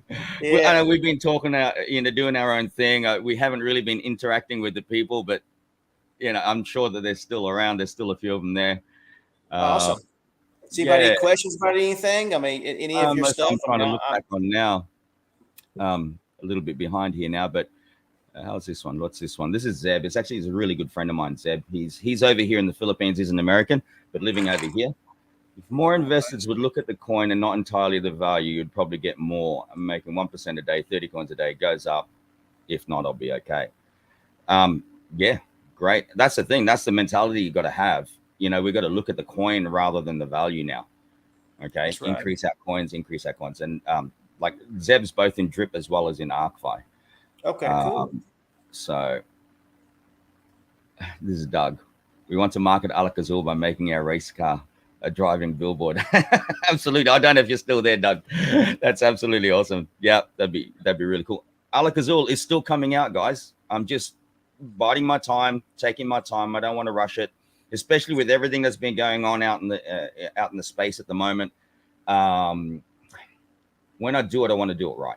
Okay. I don't want to put it out there, create all this attention, and then things don't work out, but it's going to be world first anyway, because this Alak-Azul, the drink, is going to be supporting the price of the crypto as well. So yes, man, nice. Yeah, man, that's going to be awesome. So that's nice. As time comes, I'll talk more about the project, and it's going to have its own metaverse. It's an NFT game. It'll have the normal DApp, but it's going to be awesome, man. Different levels of entry. You can actually get into it for nothing as well. That's how you do it. That's how you do it. Get people in and then get them interested, and and let them go from there. Yeah, that's right. Absolutely. So, I mean, I noticed your comment on there. Best time to launch is in the bear market, and I do agree. You look at so many different other projects that went in on, and you just get time to get prepared and test everything out, and everything that goes down goes up, and you're so ready to go. I mean, you are. I believe that. Thanks, that's man. the right way to go for sure. Yeah. So. Like even here, I look at Alak-Azul. Look, we've been talking about it for years now. Okay. I jump on stream, people say Alak-Azul. I jump into groups, people say Alak-Azul. People are already into it. They already know. Oh yeah. But I haven't released anything yet. Okay. I haven't released anything yet. What about when I actually do release it? You're going to have people that have already been, thinking and waiting for this thing to happen. And I think that's a great thing. But for me, I noticed someone made a comment the other day about, these ROI dApps, and then they've got the roadmaps, etc. But the thing is that the roadmaps are there, but none of that's actually developed yet, etc. Okay. Yeah. On my angle, my roadmap, things are already going to be developed, and then I'll just release them in stages. So I'm not having to go through and build it as we're growing, Right.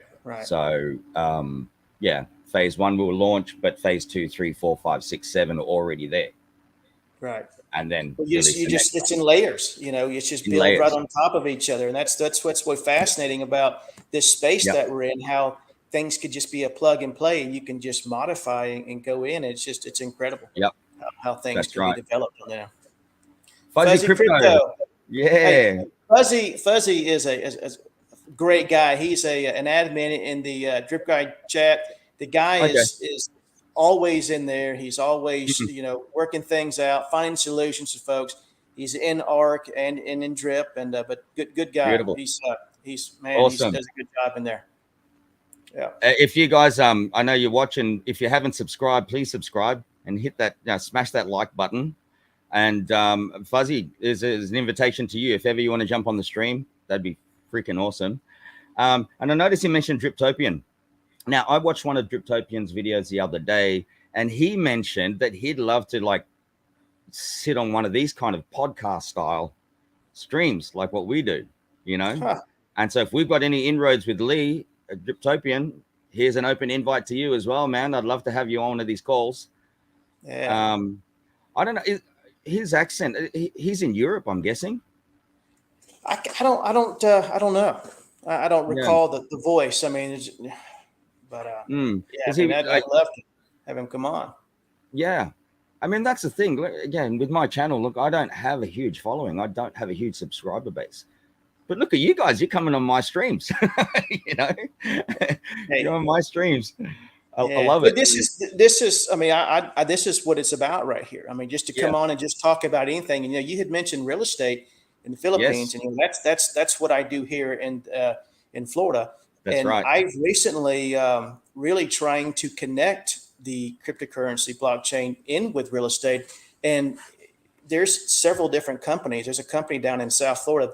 It's called Proppy, and they're the first company that has actually executed a sale through crypto. And what they did was they took a property and they converted the property into an NFT, which legally you have to form an LLC, and then you could actually connect the ownership once there's an LLC formed to that NFT, and then that's the LLC owns the property, and then whoever owns the LLC owns the NFT, and that's how it's connected. And it was sold, and it's all on the blockchain. The deeds actually logged on the blockchain. So it's really it's a fascinating thing, and there's been dozens now that has happened, and you can invest in the company. And there's another company called Metropoly, which they're a different thing. They actually have a utility coin, and that you can actually buy and use to invest in these fractional ownerships of Airbnbs all over the United States. And you can invest $100 and get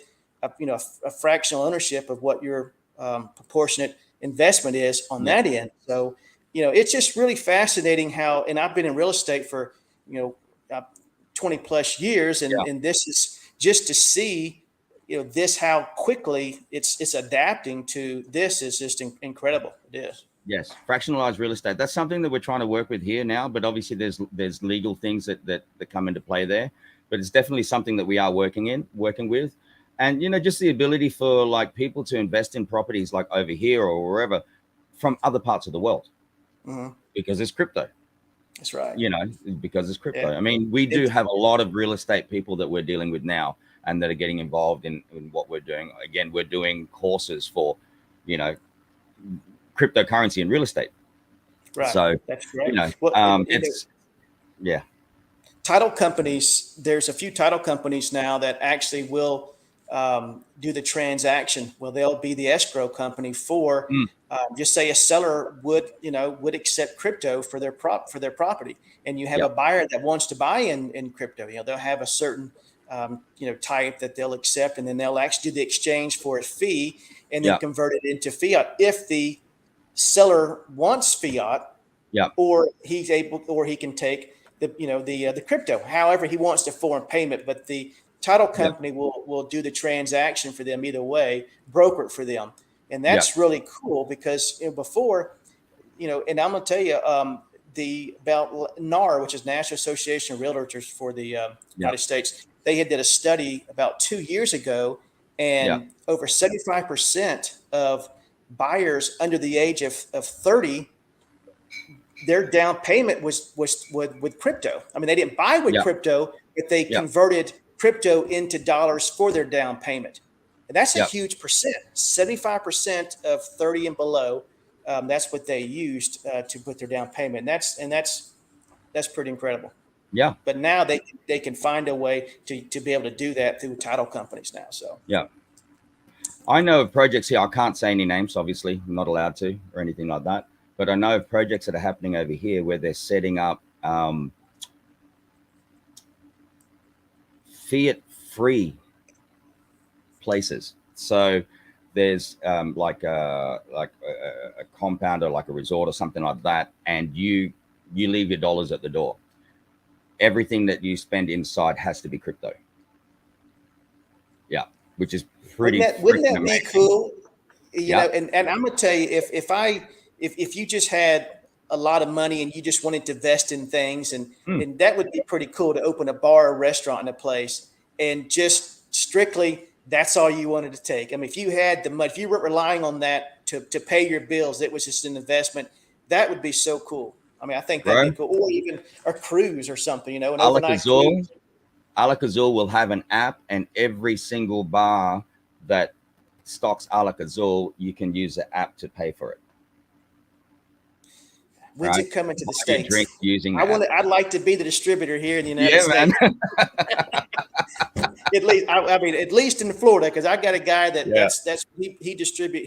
He's in charge of the liquor license in a couple counties where I'm in right here. So, you know, the bars want to develop and do, you know, they have to go through him to do. So I know how that'd be awesome, works. Right? So you look at that now, being able to pay through an app to the establishment now also has the Alak-Azul tokens, like a variation of the Alak-Azul token, which they now can stake. So the establishment is now in the crypto space. So they're taking, I see, they're taking, So that's it's part of an incentive for them to have your inventory in there. Just by having into it, they're giving that, you know, they're making money, but they're also they're making that utility, that token that they could put in there and say, yeah, that's brilliant.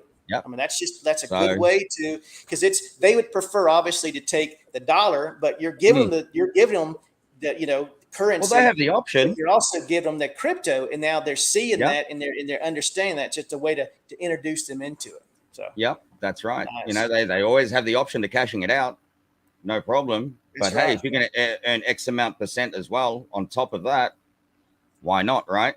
And it's and it can be set to be automated. Right, people are paying for drinks using this, and then and that can branch out to other things, and not necessarily just for Alak-Azul. See, once that's set in the establishment, they can use it for other things. Yeah, that's right. Yeah, that's great. You know, that I see more and more things like that happening in the future once people start developing. Because I was just watching reading something the other day, and an article of some of the new stuff and NFTs, how much different companies have adopted NFTs over the last years, and even going back 2 years to where they're using it, their branding and just using it. Starbucks is actually using it for different type things. And I just see that happening. And that's going to be huge, big deal. Yeah. So I like that. It's amazing, man. It's super exciting times, eh? Super exciting times. All right, guys, anyone out there, if you've got any questions while we've got Shannon here and myself here, please feel free to ask. If there's anything specific that in the stuff that we're involved in, we'll answer the best way we can. Fuzzy Crypto, Lee jumps on many different streams. Fuzzy, if you can hook that up, that would be awesome. I know Doug's got a line to Driptopian. Awesome as well.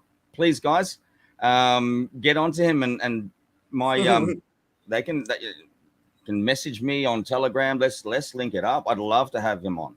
You know, love to have lots of people on here, like what we used to do back in the day. We'd have like 6 or 7 of us on here. It's like you would. I mean, the screens would be like this big. You know, I remember the screen on that end. So yeah, guys, if you can do that, that would be amazing. My only thought here, obviously, he's in England, so I don't know like his time frames and stuff. But you know, I'm sure we can work around it. You know, we can do I can do a night stream or something at some stage to try to fit everybody in. Shannon, what's your time over there now? You're in Florida, so like it's 11 past 11 here. It is 10. It's 10:10. Yeah. Okay. PM, so yeah, you're 13 hours. PM. 13 hours behind me here. Yeah, it's getting the late time here in Central. So I'm on Central time zone. Yeah. Oh, same as Brandon. Yeah. Yeah. Exactly. Yeah. Okay. Yeah. Zeb, where is the sell on the new Drip UI? It's on the swap page, mate. It's on the swap page. It doesn't show USD value, but it allows you to swap from your drip to BNB. That's on the swap page. I'm still playing around with it, so I'm not like 100% on it yet. How about you? Yeah.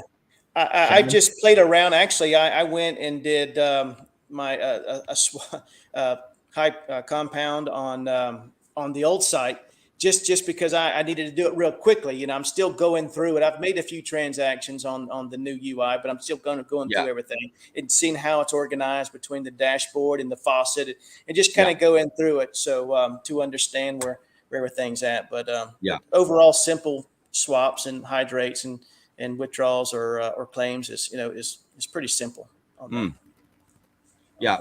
still playing around with it. I did say that to my team. I said, look, the official announcement is out. This is the site, but personally, I'm waiting for 24 to 48 hours to see if there's any glitches and stuff like that before I do any major transactions on it. And exactly. It's always the way. There's always going to be something. And that's what was told when Forex announced that it was going to be launched. In fact, after the AMA, it was not until late that night or early morning before it was actually launched. And then it was came out in public that there's several features on there that won't be turned on for 24 to 48 hours. And then actually next Wednesday or maybe Thursday, but next week certainly. Some of the bigger utilities will be implemented on that end. So it might not be fully functional until end of next week, where you can navigate and use all of all the features and stuff. So, but the delay initially was the obviously is propagating, like they're propagating the new domain elsewhere all over the world. So that can take time too. So that was his call of not actually releasing it until he gets more of a feedback as to whether it's being able to be viewed in other parts of the world. Because you can imagine that. It's launched, and then people couldn't even access it. Yeah, he's sharp, and and if the folks that actually tried to interact with it, it said it was password protected to go on there. So if you actually went to dripnetwork.io prior to the launch, it popped up a password protection where you type something in. So it was pretty cool. Yeah. Okay. Now. This is the in ARK. So you'd know more about this than me. See ARK saving. Yeah. So it's legacy saving for an NFT and in ARK saving. Yeah. So he's talking about the LSA, the legacy savings account. And what the team's done is they've trying to come up a way where they can kind of lock up the ARK, reduce some of the sell pressure. So they created, and so they've got the foundation where you put in BUSD and it pairs it with ARK, and it creates a bond, but it's volatile. I mean, if the ARK goes down, then obviously your value of your foundation kind of goes down. And there's a couple things that you need to be, at least $250 valued at. One's to create, to actually open your downline and to qualify for the Spark Award. On that end, you still get your yield paid out if you drop below 250, but you lose those two things, and those are very important. Obviously, absolutely qualify for Spark for that. So, and one of the main reasons, well, I say the main reasons, but one of the things that that kind of put the fear in it, where the price dropped, was that the foundation wasn't sell locked. But if you go out and try to sell ARK, the limit's 200 per day, but in the foundation there's no limit. So if you had 100 grand in there, you can take it out, and obviously it sells ARK. So that's kind of really where the depletion was, to where it kind of knocked ILC out of whack per se on that end. So and they're still, and then the sell pressure came and sales. So anyway, so they created the team got together thinking about where can they kind of plug some of the holes at, and to get a legacy NFT, it doesn't fluctuate in price. So once you buy it for $1,000, the silver, you get to you have 3 downlines that's there, and you qualify for Spark, and you get paid a yield, which is paying about 0.18, less than 0.25% per day, but it's good. I mean, that's very good for that, and it doesn't fluctuate or anything, and it's not.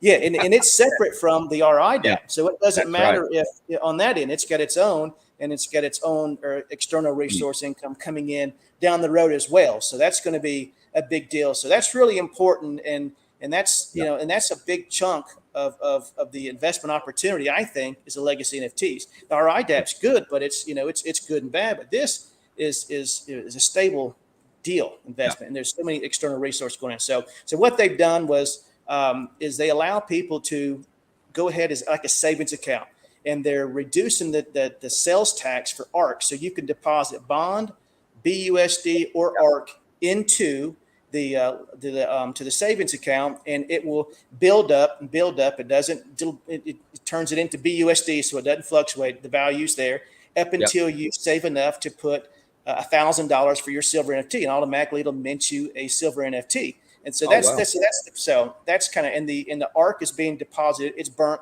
back into the vault, and then you've got the BUSD or however is for liquidity on that. So that's the whole idea of this at the end. So that's that. I think that's that answers the question. Yeah, Fuzzy, that's good. We're good with that. Yeah, I noticed that. I noticed a lot of people. That was a question actually that came across more than the price of ARK itself was about foundation. That came across my table a lot more. Obviously because of the stipulation of $250 BUSD or value of $250 that had to be in there for the spark and for the rewards and things like that, and then seeing that go down, and obviously people can just pull their money out. That was more of the fear on that side of it. That's right. Rather than the actual ARK price. And then also what was it? The liquidity that was taken out to put towards ARKNET. I don't know how much you know about that. I mean, I follow it. It was taking out proportionate to where it really didn't affect the price at all by doing that. And it was put over to house over for the ARKNET. And as far as anything further than that, it really hasn't been detailed or anything on that end. But it was certainly was told, and a lot of people asked, and it was very clear that that it was not going to disrupt anything to do with ARK by taking that piece of liquidity out, because it was going this in here on that end. Yeah. So the decrease of bond, so this should help me out. Yeah. You're not alone. Yeah. Well, that's the thing. People were certainly going in and certainly the yield that it's paying out you couldn't keep up with the decay by no means. So you were constantly having to feed it BUSD to kind of to keep that $250 limit for that in. So I mean, it was just bleeding. And I mean, I know, because I've got several wallets, and not all of them have a legacy NFT. So I mean, I was going in, I'd go in and check, up right before the Spark Awards to make sure. And I'd put 20 BUSD or 15 or whatever you had to, and I was just chasing it down. And and that's just kind of how what people were having to do if they didn't have a legacy NFT. And so you're losing money on a price. The price is kind of going down, and then you're losing value here, and you're having to put money in. It really, I can see where the frustration was at with people on that. Yeah, for sure. Like with me on my side of things, I think I've mentioned this in pretty much every stream. I started my DeFi journey on $40, right? $40. December 9, 2020 was my start in DeFi. I played around with crypto before that, but DeFi itself, and I've gone from $40 to retirement. Okay, that's great. Which is like it's amazing, absolutely amazing. So that's awesome. When people tell me about these other projects and get into this project and get into that project, and look, I'm direct with a lot of developers that are developing projects, and I get the question, okay, well, when we're going to launch this, come on, Danny, man, you can put in like $10,000 or $100,000 or whatever, and I can, but I'm not going to, right? That's right. I don't, right? Why should I? Given that I've already proven what I can do by starting small, right? So even with ARK, yes, I have multiple accounts in ARK. I have multiple accounts in Drip, and but but they're all little accounts to begin with. I didn't go in like with big chunks. It's just something I never do. And even with drip, I've got a lot of drip. But I have a lot of accounts. And I do it that way on purpose because I don't want to max out. And I live off drip, but I don't have a max wallet. Right. Wow. I just maxed my wallet out. My first wallet, well, my first wallet of multiples, it'll be my first max wallet. Just 3 weeks ago, it just maxed out 3 weeks ago. There you go. So, I'm avoiding it. Yeah. I'm avoiding it. Even like my top wallets, my top accounts, I've removed all my BREIT from it because I don't want it to grow from my rewards. So that's a question. Let me ask you this real quick. So this is, so I that wallet that just maxed out was my team wallet was my highest one. And that's where all my BREIT's in. So I have other wallets that I might start working on building a team. So I can just transfer my BREIT from that main wallet to that wallet, right? Yes, you can. Okay. Yeah, absolutely. You can. So that's what I did. It's doing me no good in my main wallet, obviously, even though it's generating. It's not doing anything. It's not. Yeah. It's not. So, yeah. I mean, my wallets. Look, I don't share my stuff publicly. I don't share my big wallets or anything like that. That's just my choice. But the rewards are just ridiculous, and it's just blowing my account up too big. And I don't want to max because when you start doing that, you get hit with all the whale taxes, et cetera, et cetera. Okay. Yeah. And so I just spread it out. It's like, for example, if you have 7 wallets, okay, like 7 wallets, and you keep them underneath that threshold where you're getting hit by whale taxes, et cetera. You can live off it because one day you'll claim from this one and then compound all the rest of them. And then the next day you shift to the next wallet, claim from that one, and then whatever. Or, you can just time it where you can earn a living off it without maxing yourself out. Yeah, that's interesting. I mean, I never looked at it that way on that end, but that makes a lot of sense. It's like ARK. It's like ARK, right? Try to maintain that 2%. If you just do the normal way, well, you're going to hit that. You're going to go to 1% in what, 94 days or something like that. Well, your ROI 94. It's about the same time as your ROI, and with how that kind of works out. But if you don't have any way to increase your CWR, then you have no control. You're going to, because you have to do a 60-40 is the most you can do. Yeah. And you're going to hit that 1% unless you have anything that coming in as fresh capital. You're going to drop down to 1%. That's right. That's right. So unless you're doing like your redeposits and stuff like that, okay, right? It'll maintain your NDV for longer. But effectively, if you have 7 wallets in ARK, I'm talking sideways. I never build down. I always build sideways. That's just my thing, right? Yeah. So you do that. You have 7 wallets. Let's say you had $700 to start with. You do $100, $100, $100, $100. They're all growing, okay. And then same thing. They're going to end up growing bigger to the point that you're going to be able to earn money from them. But to maintain your CWR, just withdraw 1 day a week from one wallet. Then the next day you withdraw it from a different wallet. Next day withdraw it from a different wallet. And the rest of the time you're doing redeposits, and you're still maintaining that 2% for as long as you possibly can. And then every now and then just throw in another $20 a week or something like that, to try to get your NDV back up. So that's been my strategy, and that's worked well for me in drip as well as in ARK. Yeah, that's pretty. That's pretty interesting. I mean, it makes a lot of sense. It really does. Yeah. On how that, and it's obviously worked well for you. Yeah, absolutely, man. And that's nice. The thing. I invest comfortably. Okay. I'm never one that goes all in and FOMO and like Animal Farm, for example. Everyone was jumping on board with Animal Farm, et cetera, in my groups. They're saying, oh, I'm going to miss out today. I need money because I'm going to get in today. And I'm like, I'm not even getting in yet. Because in my opinion, if it's going to be solid, it's going to be solid 6 months from now. Right. I know that people are going to come in and it's going to go up like this and then it's going to come back down, which is proven to that's what's happened. And so, yeah, I'm in animal farm now, but I waited a long time before I got in, Right. you know? Yeah. It's just the way it is, right?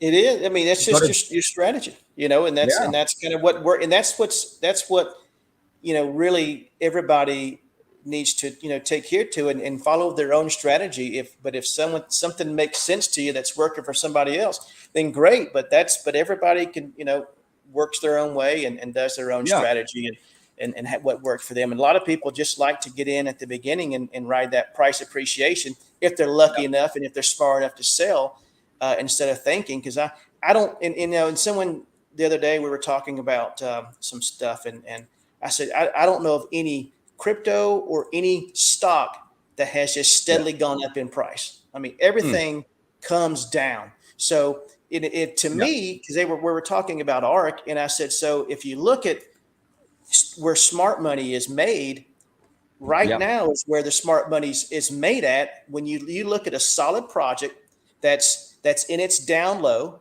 and when I mean solid, I mean, you know, not every coin or every project in the down low means that they're going to get out of that. A lot of them are stuck there, but you look at the team, you look at the, you know, the concept, you look at the utility and kind of look at their vision.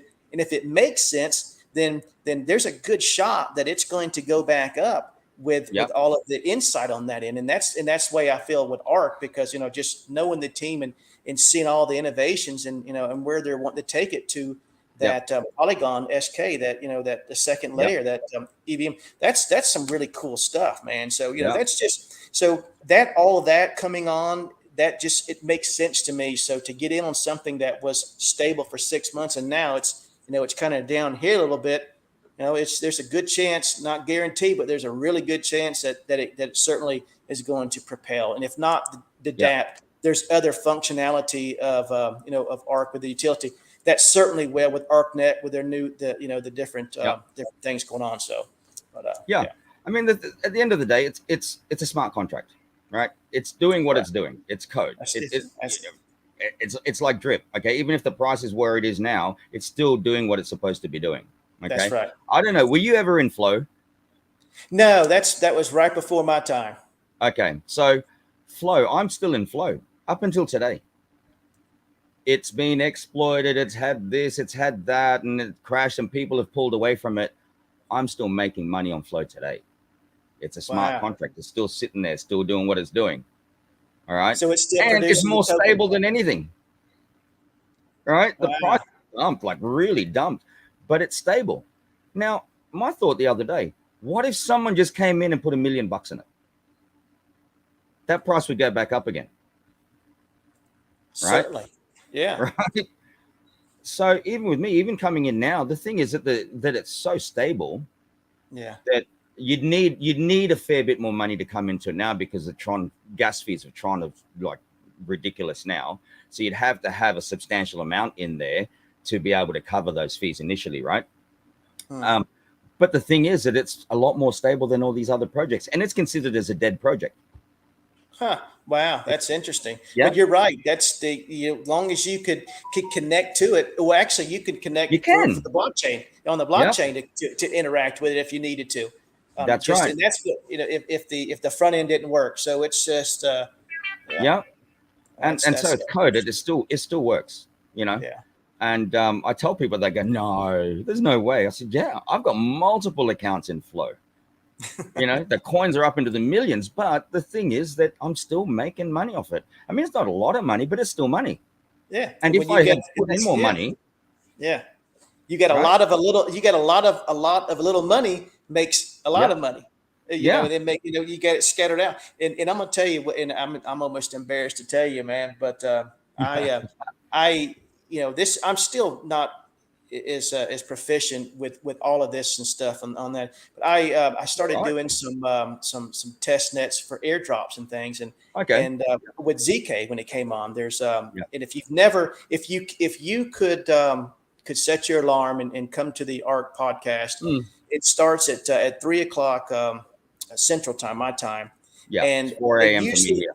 Yep. So usually around 3:30, 3:45, we have DeFi sessions with Z. man, this guy is, I mean, he's brilliant. He knows his stuff and about anything. He's just been in this space for a long time, and blockchain, everything, just real neat guy. He comes on and talks about different things, a lot of stuff. And he has the airdrop army on Discord that you can join, and they go through and they talk about different test networks that you can kind of go to and get and go on and get free airdrops and stuff when they do.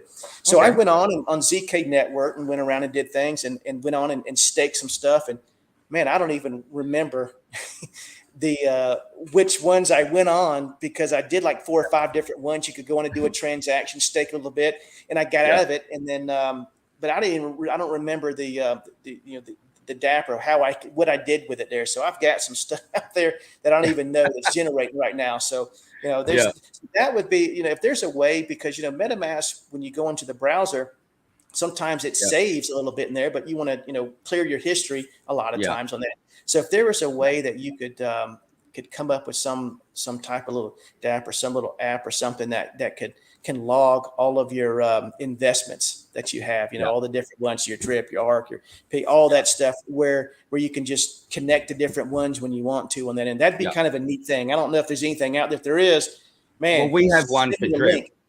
We have one for drip. We have one for drip. So I don't, like, for all my accounts, I just use a bot. It's done. Right. Wow. That's incredible. Yeah. That's something that Eric developed. My partner, Eric, my business partner. So he's the coder. Yeah. I am from way back, but I'm more the guy. I just come up with ideas, and then I have my team. No man is an island. No man is an island. So I couldn't do any of the stuff I do without my team. So big shout out to all of them. And so it got to that point. Like, we've got so many accounts that it's just a pain in the ass trying to maintain them all. Trying to keep up with all of them. So we have bots that do all of our stuff for us now. I tried to do that, Danny. Once I started really getting in this, I was like, man, I want to know more. So I went and took an online course to learn, coding about different things. And we went through Solidity, and did JavaScript and Hotmail, just to, to kind of create the URL and how to connect everything on the back end.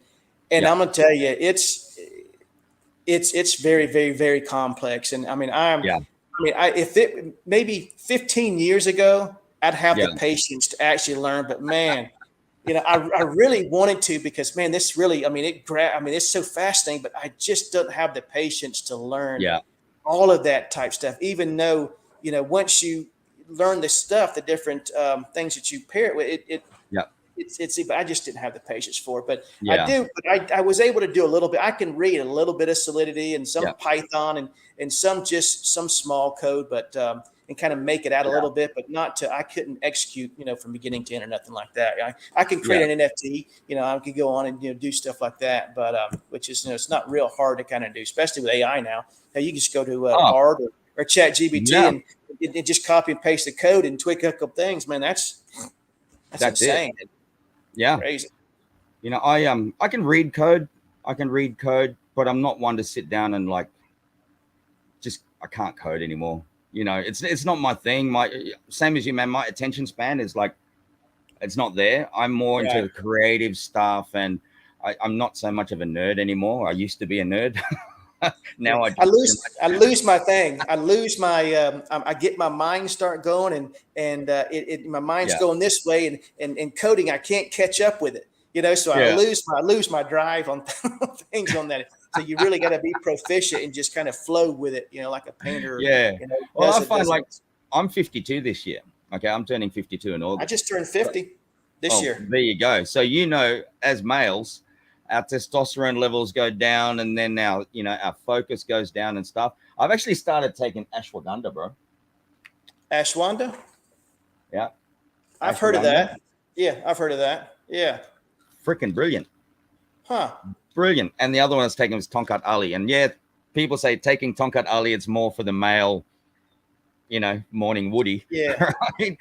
Which again, it's good for that. But taking these two things, my clarity and my focus is just off the charts compared to a few months ago when I wasn't taking it. Wow. And mainly from the ashwagandha You Yeah, think mainly from actually, that? ashwagandha, Ashwagandha. Okay. right? This one here, Yeah. ashwagandha, and then I'm taking a blend, which is it's testosterone booster, but don't get that the Okay. wrong way. It helps for Yeah. that too, but Yeah.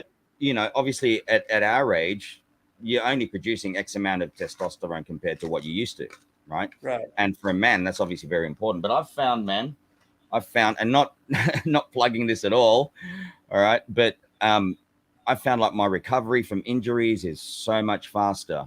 My sleep patterns are so much better. You know, Wow. my sleep is a lot more solid. I'm still not sleeping enough, but when I do sleep, it's really solid. It's quality. And yeah, and then just being able to focus. You know, obviously, I'm working on lots of different projects. Retired, but working on projects, right?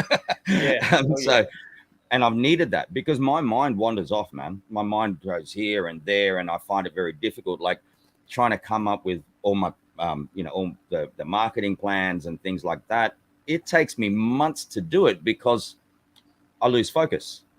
You know, I've got to go out and do this and do that, or I don't feel well. And I started taking this stuff, and it's made a huge difference. Absolutely huge difference. You may want to look into that. I will. I'll look into it. I take it's called what's it called? It's a natural vegetable and natural fruit. It's a capsule. Okay. It's nothing but there's some probiotic and symbiotic stuff in there, but it's all just vegetables, tons of vegetables. It's like having, you know, double what you need per day in vegetables and fruit. And that really and I take I do like a vinegar, apple cider vinegar. I take a shot of that. That helps out with alkaline. Because see, that's the key to keep your body alkaline. And really, it's diseases and different things tend to not grow in that. When your body becomes real acidic, then that's where things get out of whack and start, you know, getting in the unhealthy side. But if you can keep your body alkaline, you know, you're pretty good. You know, that's a real healthy person on that end, and that's kind of key. Absolutely. I mean, I don't know if you remember, but like I was suffering from gout a lot. Oh man, that's ruthless. The last year, not last year, the year before, 2021, man, I suffered gout for 10 months. I was on crutches for 10 months. My knees were like this big, literally. And so I had to make some changes and stuff. I actually eventually went to the doctor after 10 months. And I had COVID at the same time too. I mean, people, you can't. I know a buddy that had it in the foot. You can't you can't put a sock on. You can't even put a sock on. It's that bad. You can't. Even if you put a light bed sheet on it, it hurts. It's like a ton of bricks. So I had it like, man. I'd been suffering it for probably like 5 or 6 years, but you know, a couple of weeks here, a couple of weeks there, and then I went 10 months. And eventually went to the doctor and he prescribed me some stuff and it brought it down. But in that time, I put in like a reverse osmosis water filtration system here, but I also added another thing which makes my water alkaline. So all the water I drink every day is alkaline water, you know. Yeah, that's great. All day. Yeah. So that made a difference. And then I just started taking some maintenance stuff just to reduce the uric acid levels that my body produces, you know. And I haven't had gout for well over a year now. Before, if I ate one shrimp and had one beer, my foot would blow up.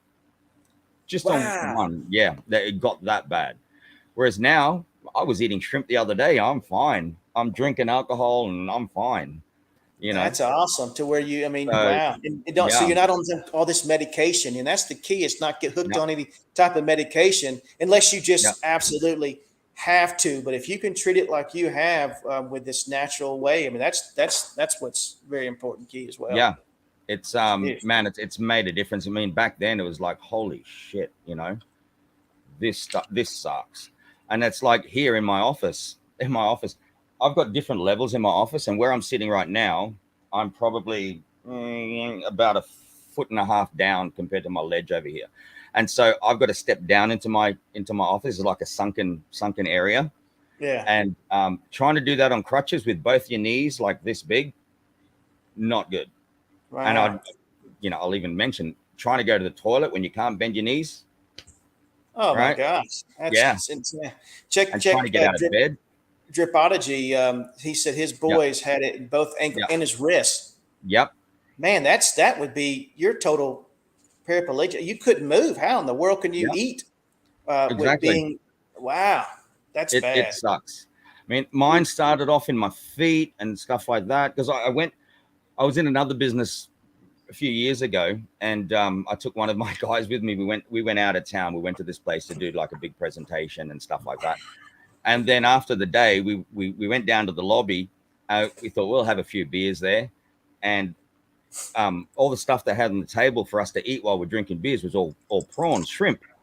Okay, so we started getting into that, and then we walked out of the hotel, and there was a nice seafood restaurant across the road. So it's like, oh yeah, let's go and eat there. And we had more seafood and stuff. The next day, I couldn't get on the plane, and that stuck with me for like 6 weeks. It was just, I couldn't put on shoes or anything like that. It was just ridiculous. And I didn't have crutches. So I had to wait until another day after that to be able to get onto the plane. Got back home, and I was bedridden for like 5 or 6 weeks. And that goes back a few years ago. And then it just come on and off, you know. And I'm not one to take meds. I'm really not one to take medication.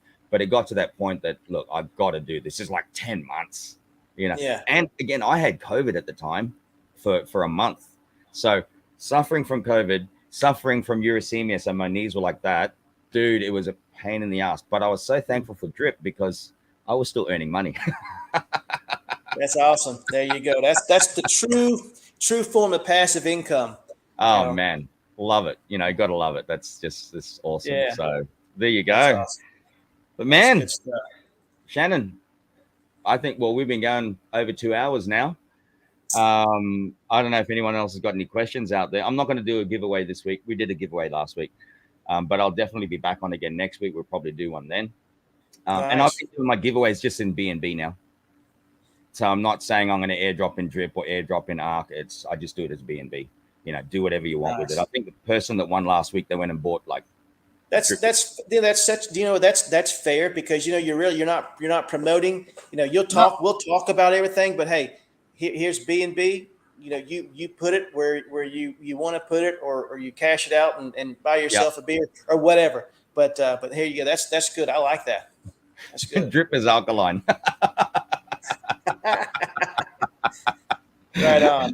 Love it. Yeah. So yeah, that's right. You know, I'm not here to promote anything in particular. Yes, I'll talk about it. You know, I'll talk about it, answer questions about it. But again, I'm not here to be some big influencer to say join my team. It's not what I do. Never has been. You know, it's always just, man, I'm in it. It's been able to change my life. And if I can guide you in any way, shape, or form, like, this is not financial advice, do your own research. But if I can, I guess, to a degree, inspire people, you know, then my job's done. And, you know, I love being able to do that and letting people know that you don't have to be some big executive. You don't have to be like, you know, corporate person in that upper echelon of people to be able to get into crypto. This is for everybody. That's right. Right. In one way, shape, or form, it's for everybody. It's like the internet. When the internet came out, people were like, what's this? I don't want to be involved. Now you have no choice. Crypto is the same. That's crypto and blockchain technology, it's here to stay. It's not going anywhere. Yeah. You know, most people that go to work or do, I would say more than half, 75% of them, the company they work for uses some type of blockchain or some type of technology that they're using on that end. It's already out there and doing. They just don't know about it, you know. And people just think crypto is this here, but there's just so much. But it takes the blockchain for the crypto to work. There's several dots that have to be connected for everything to kind of work on that end. So you know, it's true education. That's how I got started. Was just you know, education. I mean, I really started getting in like with Brandon. I mean, I was in this chat, you know, answering questions, and he said, "Hey, man, he created me an admin for his group," and that's how I built my syndicate. You know, my downlines, because of just helping people and build my teams organically that way. I never had a YouTube or never went out and you know, and as they say, shield, you know, your referral or anything. It's just been pure organically, but most of my investors are people that I know locally and on that end, which is it's not a huge, but you know, they're smart investors, you know, with things on that end. Yeah. And then I have another group of ones that I accumulated from just the Telegram and just different things of that nature, you know, from different groups and stuff like that. So, you know, but anybody, could, like you said, could invest, and certainly you have all these small accounts with just $40, $100.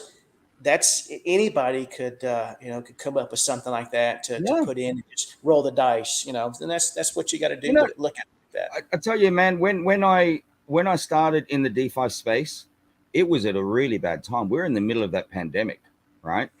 And and for me to put together $40 at that time was actually a real struggle. I'll be totally honest with you. For me to put $40 together at that time, we ate eggs for a week. Wow. And, you know, you consider like as a man with a family, right? There was a time when I had to tell my wife, take the kids to the in-laws because I couldn't afford to feed them. Right? That's pretty intense. I think we lost Shannon. There you go. Yeah, man. But to be able to go from there to where I am now, it's amazing. Amazing. Anyone can do it. If I can do it, anyone can do it. You know, there's and hey Fuzzy, thank you for the subscribe. Thank you for the sub. Awesome. We'll be here, like I'll be here every week, every Sunday from now on, hopefully. And there you go. Shannon, big shout out to Shannon. Shannon opened the door for you. That's awesome, man. And I remember Shannon being on, I think he's having some internet problems. But yeah, Shannon was part of, he was the big winner when we did a big giveaway, Christmas giveaway. So I don't know if he's going to come back on. But anyway, we'll be there. So guys, if there's any other questions, that would be awesome. Big thank you to Shannon. I don't know if you can hear me or whatever, but big thank you for Shannon to jump on, and also Brandon.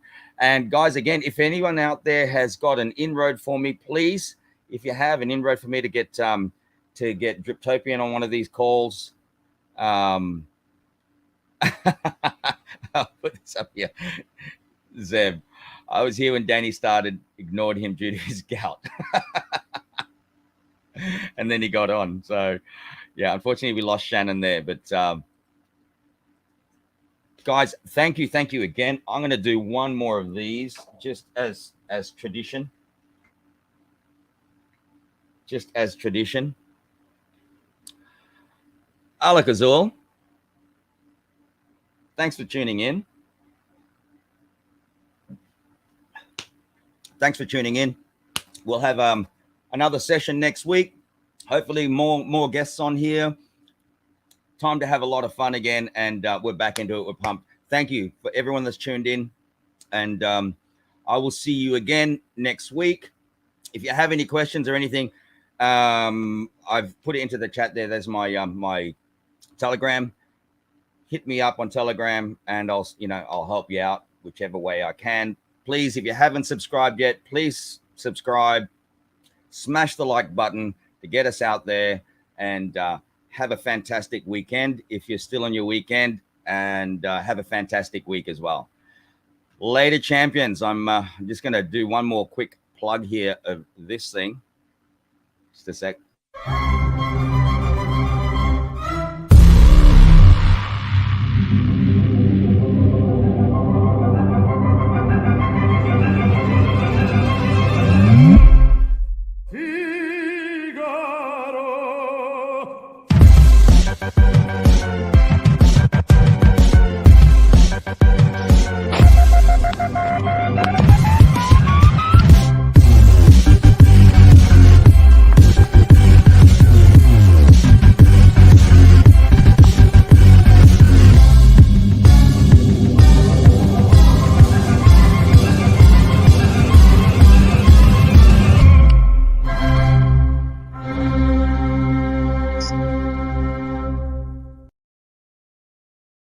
There you go. I had to do that one more time. Shannon did pop back in, but I'm out of here now, guys. Thank you once again, and hope to see you on the next one. Alak-Azul, everyone. Later.